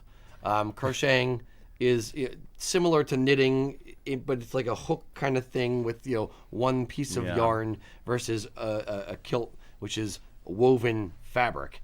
Like grandma. I'm thinking like an extra large grandma doily that she would have all over the coffee tables. I don't even know where you would wear that. My mom has crocheted blankets before, but they're very thick. Yeah. And very kind of heavy, soft woolen type of things. So if it's a kilt in that form, I think it's going to be quite a warm thing. I hope it's a malpropism, just misuse of a word or something. Because, I would say that if she is actually trying to sew a kilt, preferably from wool fabric, maybe woven cloth. Yeah, woven cloth. Maybe Barb Tewksbury's book would be the thing to advise. It's funny enough, the first thing that Barb says in the preface of that book is, do not crochet this garment. So it's actually the disclaimer. Yeah. I wrote the preface to it, Oh, did you now? Oh, it's very generous of you. The foreword, as it were. So, Tom, have a heart-to-heart with your sister before she gets too far into this and gets frustrated, okay? And verify she knows what crocheting means. Yeah. Okay. The visuals for that must be stunning, though. Wait till you see I what we want to see Photoshop and for not this. want to see a crocheted kilt. Oh, it's gonna happen. It's gonna happen. There was a trend a couple of years ago with crocheted clothing for men. Just kind of, it's this weird thing that like crocheted pants and swimming trunks, and is some fashion artist person's idea of something cool to do, and it's like, Now here's what we need is a picture of muscly body. Put Sean's head on the muscly body with a crocheted kilt. Wow. A little black bar across the bottom, maybe. I'm sure No, we they don't put a want to. spore in there. It's fine. I think that'll turn people off from watching this. We've tried. Believe me. You should see some of the things we've done to ourselves. oh yeah. Oh, we can do them to you too. Yeah, fair. Yeah, you're fair game now. Yeah, Yes, definitely. Yes. We have screenshots galore, buddy. You're in Welcome trouble. to the cringe. Love it. Bring it on.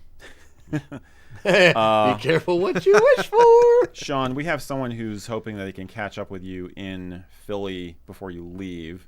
I'm not going to make any promises, but a couple of people wondering what is your most and least favorite American foods, and have you had cheesecake since you've been in Philadelphia? Cheese steaks? No, cheesecake. Cheesecake. Well, The other Philadelphia thing. is that Philadelphia? I had no idea. Oh, aye. Wow. I don't know if I knew that. Oh, yeah. Philadelphia is famous for cheesecake. I think Boston has a good rep for it, too, but Guess what? I'll be doing on the way home. there you go. Well, what I can say is, first of all, I'm here for like 24 hours more, unfortunately. So there's not a lot of time. Second of all, favorite food in the States generally has been Southern. Anything Southern. Like down by Louisiana, down by Georgia. Some of the food down there is just like out of this world. Like good home cooking, rice, beans, and meat. And collard greens and stuff like it's just it's out of this world. Cheesecake I love as well, absolutely love it, and I've done some videos on cheesecake, which is probably why the reference came up. But I've never had a Philly cheesecake. That's Get a you when hard. you That's come hard back. when I've got cheesesteak in my head. Like that's I hard know. to say. So any recommendations on particular Philly cheesecakes to have? Let me know. There you go. There you go. Now I just imagine like deep frying a Philly cheesesteak the way you guys deep fry Mars bars, and it's like, Wow. Yeah. Yeah. I mean, we would do Right? that. We would absolutely do that. Like we deep fry pizzas, haggis, anything you name it. We'll deep fry. what it. do you, I got a question along those lines. You know, have you've eaten munchie boxes? I love talking about munchie boxes. Munchie box. A munchie box, yeah. What's that? Bloody hell, you don't know what a munchie box is. You guys invented it. It's like the late night takeaway places. They fill a pizza the box fried with all food. kinds of fried food. I think they call it munchie box because it was aimed at people who'd been up all night partying and they Yeah. need something to satisfy the munchies at Yeah. like 3 a.m. Maybe we did invent it. I don't know, but you can definitely you go to the chippy just certainly did. ask for lots of different bits and pieces, and it's a good way to end the night for Where's the best chippy you've ever had? sure. Best I've ever chippy had. dinner, yeah. That's a hard question. They're all pretty similar, to be honest. I don't like fish and chips generally. If I go to the chippy, I'll go to I'll eat other things. So I love deep fried haggis. I love it. It's amazing, right? Yeah, And yeah. pretty much anywhere that has deep fried haggis will do a good one. I like deep fried black pudding. Really good as well. Yeah. But they'll also you can basically a chippy. Traditionally they're called fish and chip places, but that doesn't express the full amount of stuff that they do. Like Okay. you can get anything in these places, like kebabs, pizzas, deep fried or not, pizzas yeah. with haggis on it. But my favourite thing to have in a chippy generally is deep fried haggis. And in fact, people going to Scotland often recommend this. They'll say, "Where can I get a good haggis?" And I'll say, "Well, actually, there's 3 or 4 different types of ways you can have haggis. You can have it the traditional way with neats and ties, right? That's the way you would have it, like Rabbi Burns, Burns night and all the rest of it. Fine, have that. That's great. But actually, please experiment with the other ways we have it as well. Breakfast. On breakfast, or more. This is kind of a new thing that's come in. Is haggis burritos delicious? Oh, Delicious. In fact, I cannot eat a burrito anymore Yes. with a haggis on it. yes. Amazing. Deep fried haggis in the fish and chip shop places. The other Philadelphia delicacy, well, actually 2. The one I should have made you experience is scrapple. Scrapple. Yeah. Yep. It's a meat product for breakfast. It's a breakfast meat product that you can either cut thin and fry it, or you can cut a little thicker and fry it, and then it's like kind of gooey in the center. Yeah. It's haggis-esque Yeah. without crunchy bits. Okay. Delicious. Eric and I were talking about this the other day. Haggis as a breakfast meat 100% makes sense to me. Definitely. Putting it like in like a bagel with an egg and haggis on it, like it makes sense for the amount of not savory, but the amount of lard that's in it, and how rich it is. 100% makes sense. The other Philadelphia thing. Have you ever heard of the Philadelphia taco, Eric? No. Philadelphia taco. Is that a euphemism for something? Because I don't know why. It is not on Urban Okay, Dictionary. okay. The Philadelphia taco. There's something called South Street in Philadelphia. It's like a shopping district. There's a cheesesteak place on South Street called Jim's. It burned down a few months ago. That's where I was going to try to take Sean yesterday, but it burned down. But a Philadelphia taco. And then there's another place on South Street called Lorenzo's. It's a famous pizza place. And their slices are like half a pie. I mean, it's like literally like that wide and like that tall. It's an oversized slice. A full pizza is probably like 36 inches. A Philadelphia taco is you go get a cheesesteak to go. Then you go across the street to Lorenzo's and you put the cheesesteak in the pizza and you eat it as a taco. So it is a carb coma that is delicious. Really good, though. And now I want to add cheesecake to it to make it a full Philly meal, which would sound disgusting. So never mind. You're definitely getting some love for Lorenzo's and Scrapple and all the Philly. That sounds amazing. Stuff. You know, I've still got some time. You know, I'm going to check these places out tonight. You better believe it. We're done here, folks. See ya. And somebody asked, did the deep fry craze actually come from Scotland? Historically speaking, yes, it did. Actually, yeah, they were the ones who invented fried chicken. Actually, and actually, you guys do it better. So we started it, but you guys perfected it. USA, USA. The best, like the fried chicken, for example. Like we have fried chicken, but like it's not. It's just not the same as how you guys do it. Yep. So anyhow, now that we're all starving, yeah, no doubt. Here's an interesting question. I think you can both answer this, but this is again aimed at Sean because he's our special guest. Daniel McCullough asks us, "What is your opinion of when we non-Scots try to talk or type in a Scottish accent or manner?" Yeah. Okay, the now. Okay, the new. Yep. Oh, the new. Excuse me. Yeah, this is a hard one because whenever I hear someone not from Scotland trying to speak with a Scottish accent, like my brain like melts inside. Like I just want to like fold up, and it's not that anyone wants to make fun of someone who tries to do it. It's like so blindingly obvious when someone does it, and it's like so not correct. And sometimes somebody will try it and they'll be more Irish than they are Scottish, and so it's like a natural reaction that I can't control. Like in my head, I just like want to shut down and like curl up. But again, it's not because I want to make fun of the person who's doing it, because it's actually cool people. It's cringe. Yeah, it's just like a natural like, and I guess it's probably the same if I tried to do something like American accent as well. Go ahead. I want to hear. I'm not going to do it. I'll say I watch a lot of BBC, and when you have a British actor trying to do an American accent, this is how the Americans talk, and it's like you get this kind of involuntary reaction to it, right? Yeah, exactly. I mean, some actors are really good. Some actors, you know, I have a lot of admiration for actors who can do that, that can change accents and all the rest of it.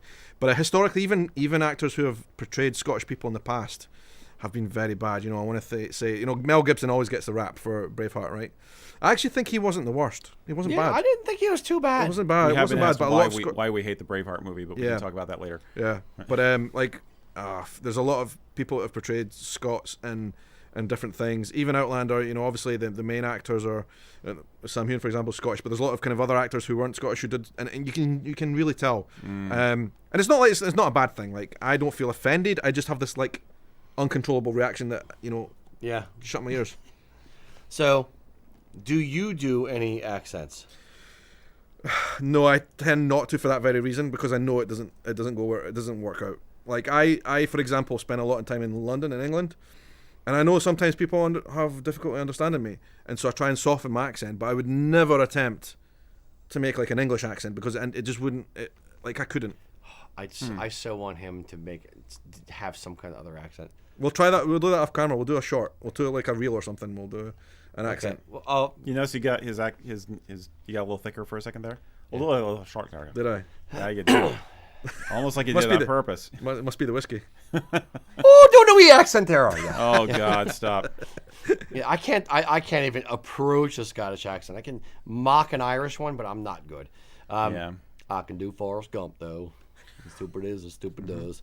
I can do a pretty good Arnold Schwarzenegger. Yeah. Oh, that is good. I like that. Thank you very much. I'm not doing it very well. But one of the interesting things with this conversation is as well, like in Scotland, people are surprised the fact that even it's a very small country, but between Edinburgh and Glasgow, for example, you can drive between the two cities within an hour, but the accents are totally different. Oh yeah. Oh yeah. And so if somebody tries the accent or tries to type, like you're probably not going to be doing the one that's appropriate to the area anyway.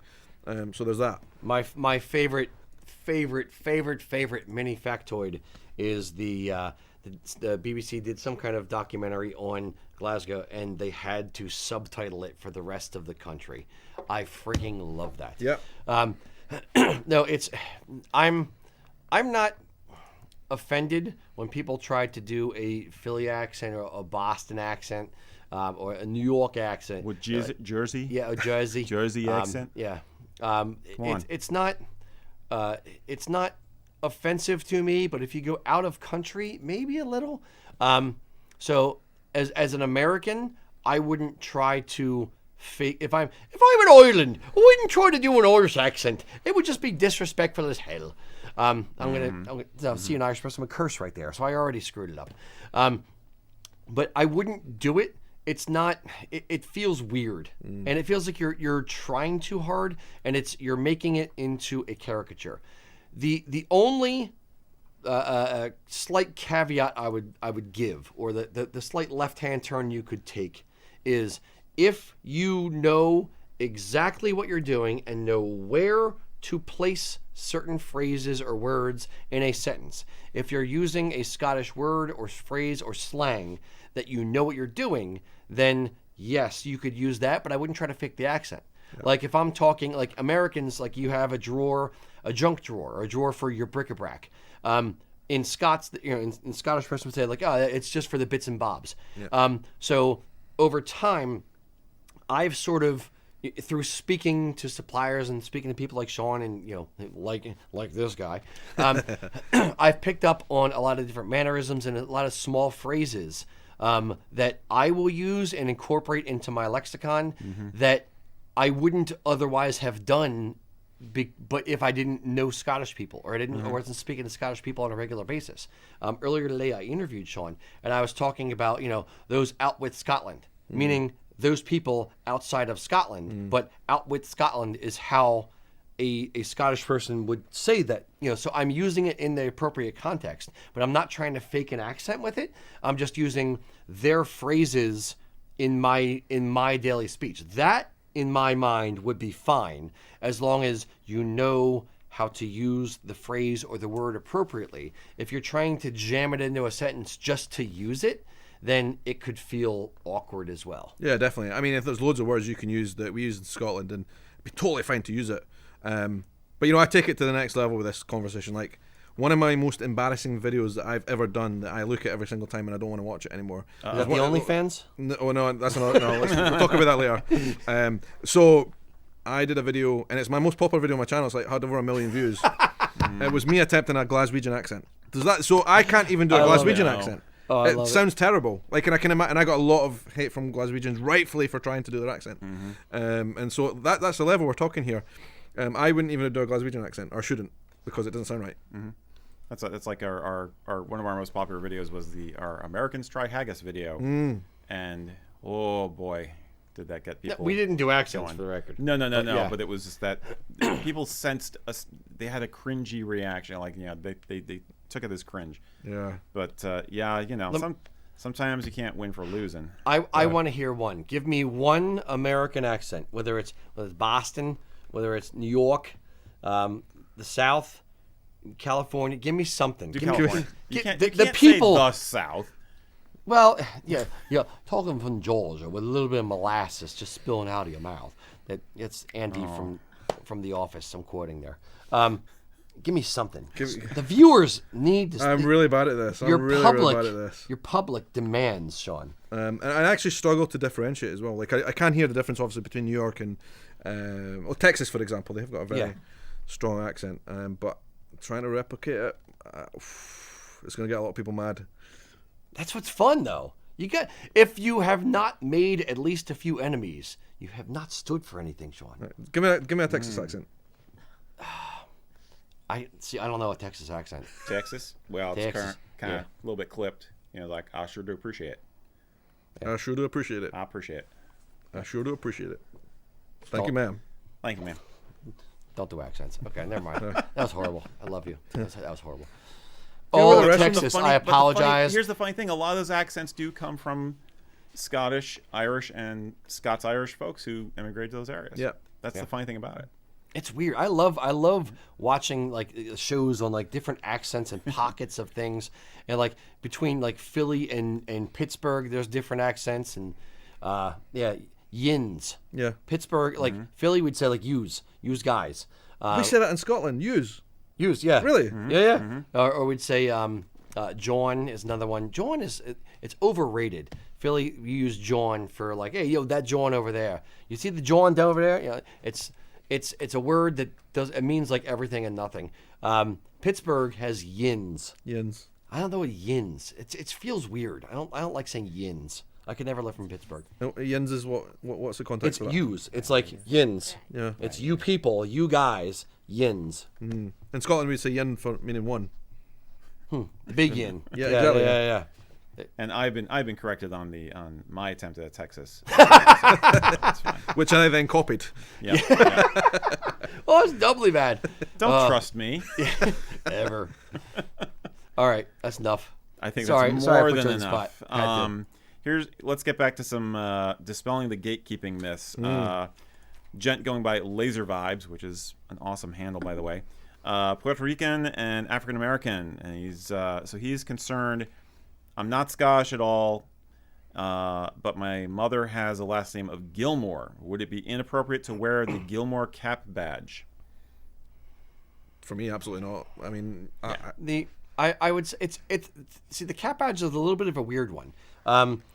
Essentially, what it is, it's a symbol. It's the crest of the clan, and then the belt that's around it is basically pledging fealty to that clan. So there is more symbolism in some ways to a cap badge than there is in a kilt. That said, if your mom is a Gilmore, I don't think I would have an issue with it. And 98% of the people aren't going to like, hey, are you a Gilmore or what? I see that cap badge there. No one is going to know what it is. Now, but I will also draw the parallel to it's kind of similar in certain ways to a tartan. It's what it means to you. If you're wearing a piece of Native American turquoise jewelry because your mom was Native American or something like that, are people going to give you a hard time for that? No. So I don't think people should give you a hard time. I'm just transplanting the thought to different cultures. that's a really good example because I've actually wore a bolo tie that I was given by one of my viewers, and that's a treasured piece for me. It's a turquoise piece of jewelry, and it's obviously not because I have any connection personally with that culture, but it's a meaningful thing for me because it reminds me that I've got some really awesome viewers from New Mexico. Who are part of that culture, and I feel like I was welcomed by that, and so for me, like in the reverse, I can't see anyone having a problem with the idea of the tartan. Not that there's some nuance with the cat badge as you said, but generally speaking, in terms of like the tartans and stuff, like even in Scotland, certainly I don't see anyone would have an issue with that. Yeah. I find it interesting that they were asking about the clan regalia, the cap badge, rather than the tartan, which is what we're usually asked. Yeah. But still stands. I mean, and I will say this: just to address the first part of his comment, whether you are black, white, yellow, or purple, it doesn't matter. I'm not black. I'm not Puerto Rican. I'm mostly of German lineage. So I wear a kilt, and I have zero shame in doing so. I've built a company around wearing a kilt. So it doesn't matter. And we have, plenty of, black customers, plenty of Puerto Rican customers, Latino customers. That doesn't matter. It's almost immaterial. You can just put that wholly to the side. It's, do you have an affinity for it? Do you have some kind of family lineage, anything pointing that direction? Or do you just love Scotland, love the bagpipes, love tartan, love all of it, and you want to jump in?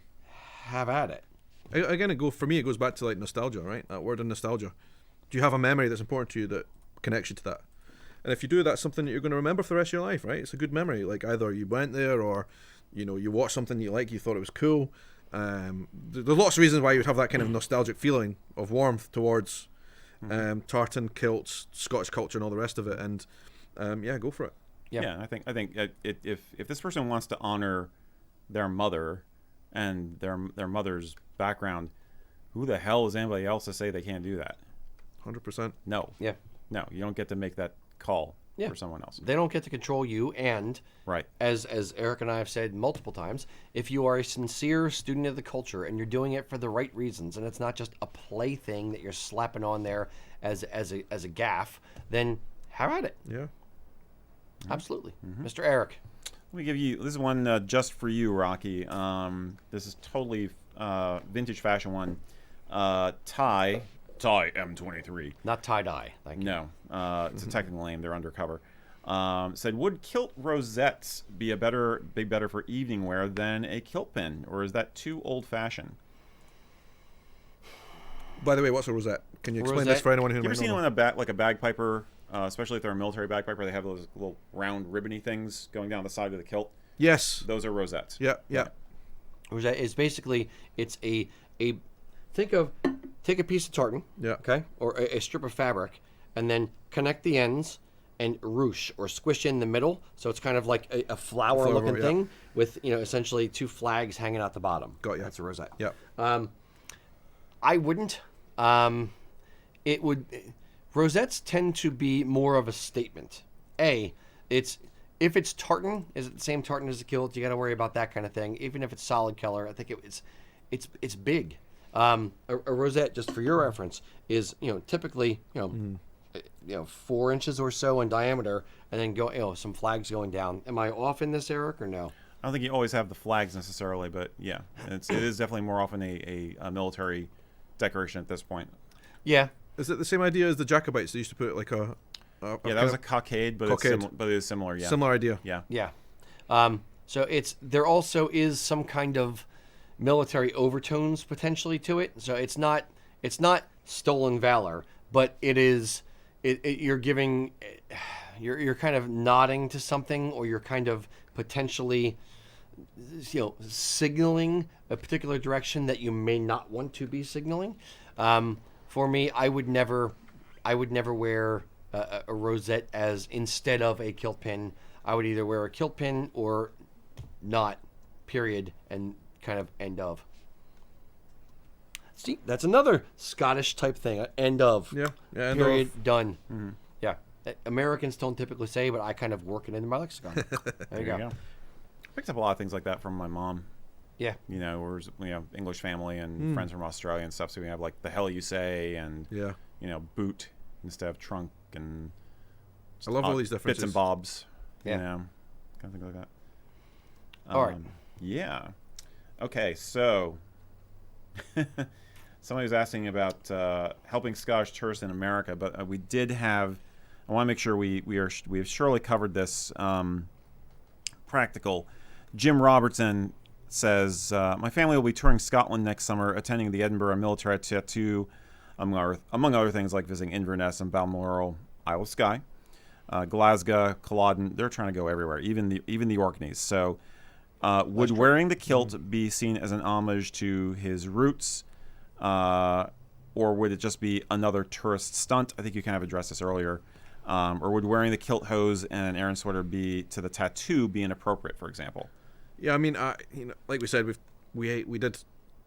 This is something that we discuss, and I think the tattoo, for one example, you'll see lots of people wearing the kilt there for lots of different reasons. So that's not going to be out of place. But there's nowhere in that list of places you mentioned. In fact, there's nowhere I can think in Scotland where you would wear a kilt and anyone would think you're out of place or that you're like some kind of dumb tourist or anything. It's not like that. Just wouldn't come into it really. I think wherever you go in Scotland, and that sounds like an amazing trip, by the way. Yeah, it does. One I would like to do. I've been to a lot of these places individually, but doing it all in a one, that sounds awesome.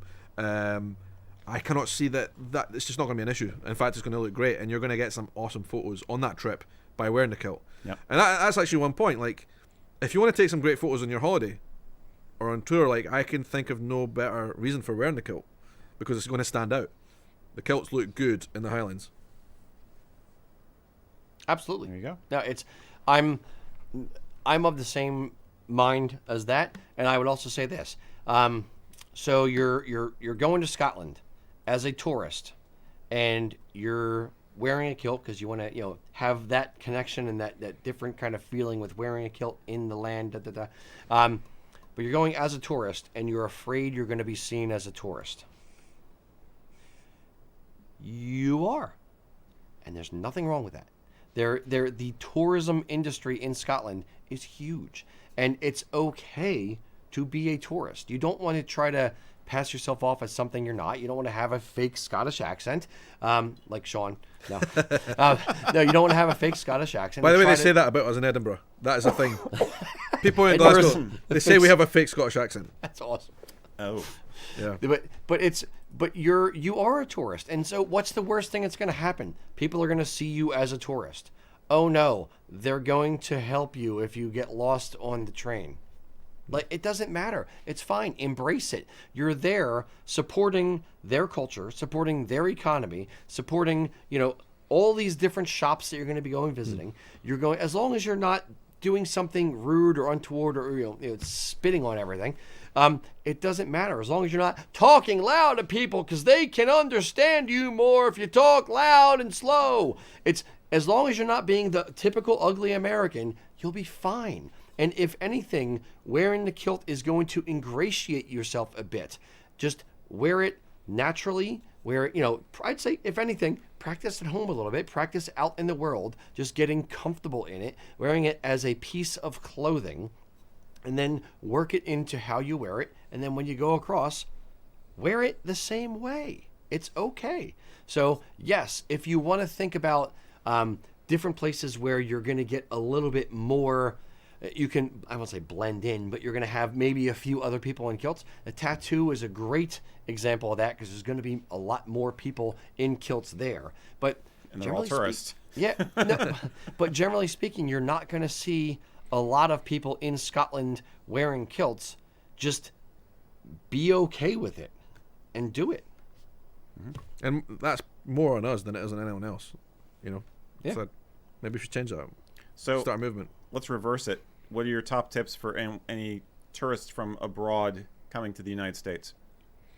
Yeah, I think probably a lot of the same things ring true. Be respectful. Be open. Don't come in here with your ingrained beliefs and start trying to put your own culture on other people, because that's just not a good thing to do anywhere, right? Things are different here, and it's different for a reason, and that's what makes it special and good, right? Some things people are going to agree with, some things other people you're not going to agree with. Like we talked about tipping, for example. That's not part of my culture, but I don't come here and say you guys are wrong. It's just different, and that's people should come here, be respectful, and understand that things are going to be different, and that's what makes it beautiful. And people are going to be different. You're going to meet people from all walks of life, and that's the beauty of it. I think people just need to come here respectfully and be open-minded and say yes to more things.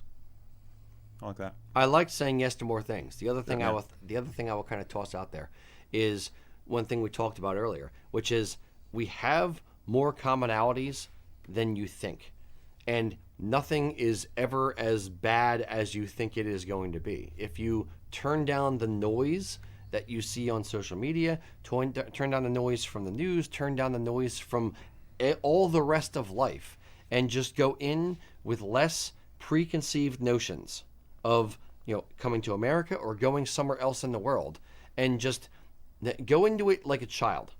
Go into it with eyes wide open, just to go there to experience it. And don't think oh, I have to worry about this or worry about that. Don't worry about worrying. Yeah. Just go in with wonder. Go in with a desire to learn, and not a desire to judge, or not a desire to avoid things. Just go in with a desire to experience things for what they really are. And when you do that, you're going to have a whole different perspective.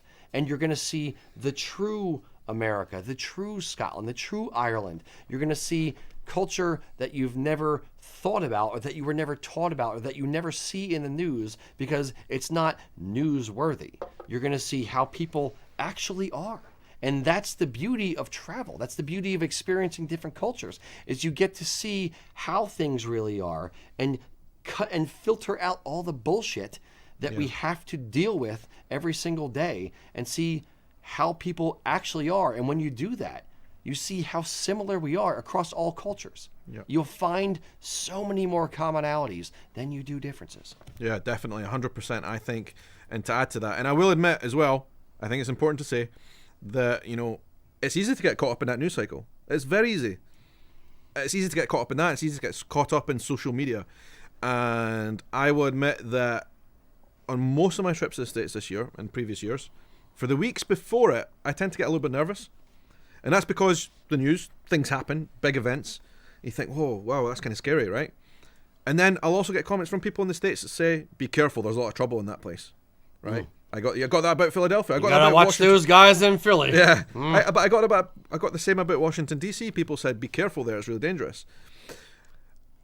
Whenever that's happened, and it's happened with every single place that I've been in the States so far, people have said the same things. I've seen the social media, I've seen the news stories. I've become nervous in the days before traveling, and as soon as I've arrived here, that's melted away within a day just by speaking to a couple of people. Things are not as bad as they seem, and that's not to downplay any of the things that are going on sometimes with all countries, not just here, right? There's some big issues, but they're not as bad as they seem, and people are not as divided as they seem. Yeah, True that. absolutely. So I'm gonna throw a bone to a gent who's been trying to get you in for a couple of times now. Angus wanted to say, "Hey from Edinburgh," to you. Nice. Sean, could you explain a little bit about the Scots language and maybe recommend some folks promoting the Renaissance of the lead? Yeah. Now you had mentioned, I know you've talked to us a little bit about being forced to learn Gaelic or whatnot in primary school, right? Yeah. So if you want to repeat yourself a little bit. Definitely. This is a really important subject. So a lot of people might not know this, especially in a US audience, but I certainly remember when I was at school as a kid in the 90s that speaking Scots was discouraged. Definitely discouraged because it was seen as lesser. It was seen as common. It was seen as, can I say, thuggish. Slangy kind Slangy. of. It's not proper. Yeah, and if you want to progress in life, if you want to Barbarous. get the best job, if you want to go to university, you can't speak like that. And that's something that's been deeply ingrained in the Scottish society for a number of years now. And it's a great shame because that, I think, contributed a lot to how some people feel about Scotland and Scots as a language. That's what it is. Scots, to me, in my mind, for many years was a slang. And many people's parents also taught them that as well. And it wasn't from malice on parents' side. It was just because, you know, there was a lot, recessions and all the rest of it over time. People want their best for their kids. They want them to progress and get good jobs and all the rest of it. And it was always seen as the fact that if you speak like that, you're not going to progress in life. You're going to be a common, working class Scottish person. Right. But there's this movement now where people are saying, hold on a minute. What's wrong with being a proud working class Scottish person? What's wrong with reclaiming our language that is a language? It's not slang. It's something we speak because it's where we're from and that's how we speak. And actually, it's not something that's new. It's been spoken for hundreds and hundreds of years. Now, there's massive debate online. If you go on Twitter and search some of the people who are trying to revive the language, there's a lot of young people, by the way, and I think it's been led by young people, this kind of renaissance of the Scots lead. The abuse that they get from Scottish people, from other Scottish people, for trying to progress the language. People say you're making up a language, and Now- that's really sad to see. Now, here's the question for you: Are they, in speaking Scots, are they trying to say that it is a different language than English? So you would speak Scots with certain friends who also speak Scots, but if there's somebody you're speaking to, maybe from Edinburgh or somewhere where it's a little more posh, Yes. that they would speak, regular English Yep. versus Scots. Well, here's the thing, right? I never realized this until recently, until this conversation came up. There's a I'm difference. that I'm multilingual. Yeah. I never realized this, and most Scottish people, especially from a working class background like I am, don't realize this, and they can flip between the two. Right now, I'm not speaking Scots. Yeah. I'm speaking English because this is an international audience. I work in London and I know how to turn it on. When I speak to my friends, and you can people who are around me when I'm on the phone. Give us a bit. Oh, it's hard to do. Like, it sounds really unnatural if I'm not speaking to my friends, right? But if I phone at one of my friends and started speaking Scots, like, my wife will tell you, she'll not understand a word I'm speaking. But in my head, it never clicked that I'm speaking another language. It's been multilingual, because you can switch between two languages. Some people will say it's a dialect, and in some ways it is. It takes the form of a dialect. Figure it out. You can pick it up a little bit. Yeah. But then when you look back at history, at people like Rabbie Burns, who wrote exclusively in this language, with massive books, writing lots of words, then you realise actually that can't be anything other than a language. To be able to write books as elaborate as they were about lots of different subjects and poetry in that language. And so there is a movement now of young people, and there's a lot of people on Twitter who are really, this is what they talk about, is the Scots language and you know, keeping it alive and bringing it to the forefront. And they get such abuse for it. Really, it's really quite nasty, which is a great shame. But there's a movement of bringing it back and letting people like myself realise that actually what we've spoken since a young age is a language, and it is different between different parts of Scotland.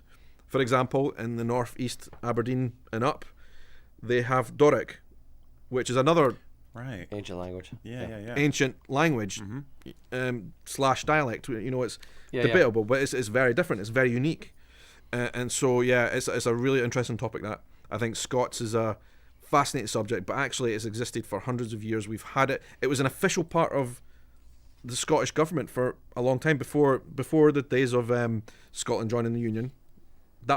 That's how legal documents were written. Right. And so it's a language. It's just that I think 80s, 90s, when I grew up, it was seen as lesser. The interesting debate to me is, where does it become a dialect versus its own language? Or where is it just an accent versus its own language? Because like in America, you know, we were talking about earlier, whether you have, you know, from Boston or from the South, like it's or you know, there's different ways or different phrases and different, you know, little euphemisms that people have that make it different, and somebody from, you know, one area may not understand someone from another area if they use particular words. But at what point does this scale tip and you say, okay, this is no longer a dialect, or this is no longer an accent, this is a wholly new different thing? Yeah, I mean, well, in this conversation I've been speaking the Queen's English but with a Scottish accent. That's an accent, right? You can tell it's not American English. Yeah. So that's where you define, I think, the accent part of it. Where it becomes a language is where you start introducing words like I, dinna ken, these type of words, which are actually Scots words. Yeah. And we kind of interchange them sometimes with our English, depending on who we're speaking to. And like I said, when you flip over to speaking to somebody who's like from your neighbourhood where you grew up, then it totally flips into another language, and I dare say that you guys might not understand it as well.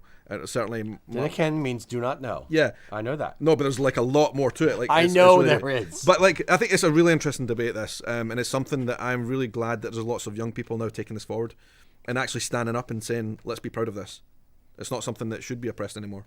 Yeah. The original person who asked the question is mentioning a dictionary or works by someone named Len Penny. Yes, she's one of the Twitter people who are taking this forward. One of the young girls on Twitter, and she's really good. She's like, she takes a lot of abuse, but she's very firm in this. Like, she wants to keep the language alive, and that's how she speaks, and she just wants to be proud of it, and that's great.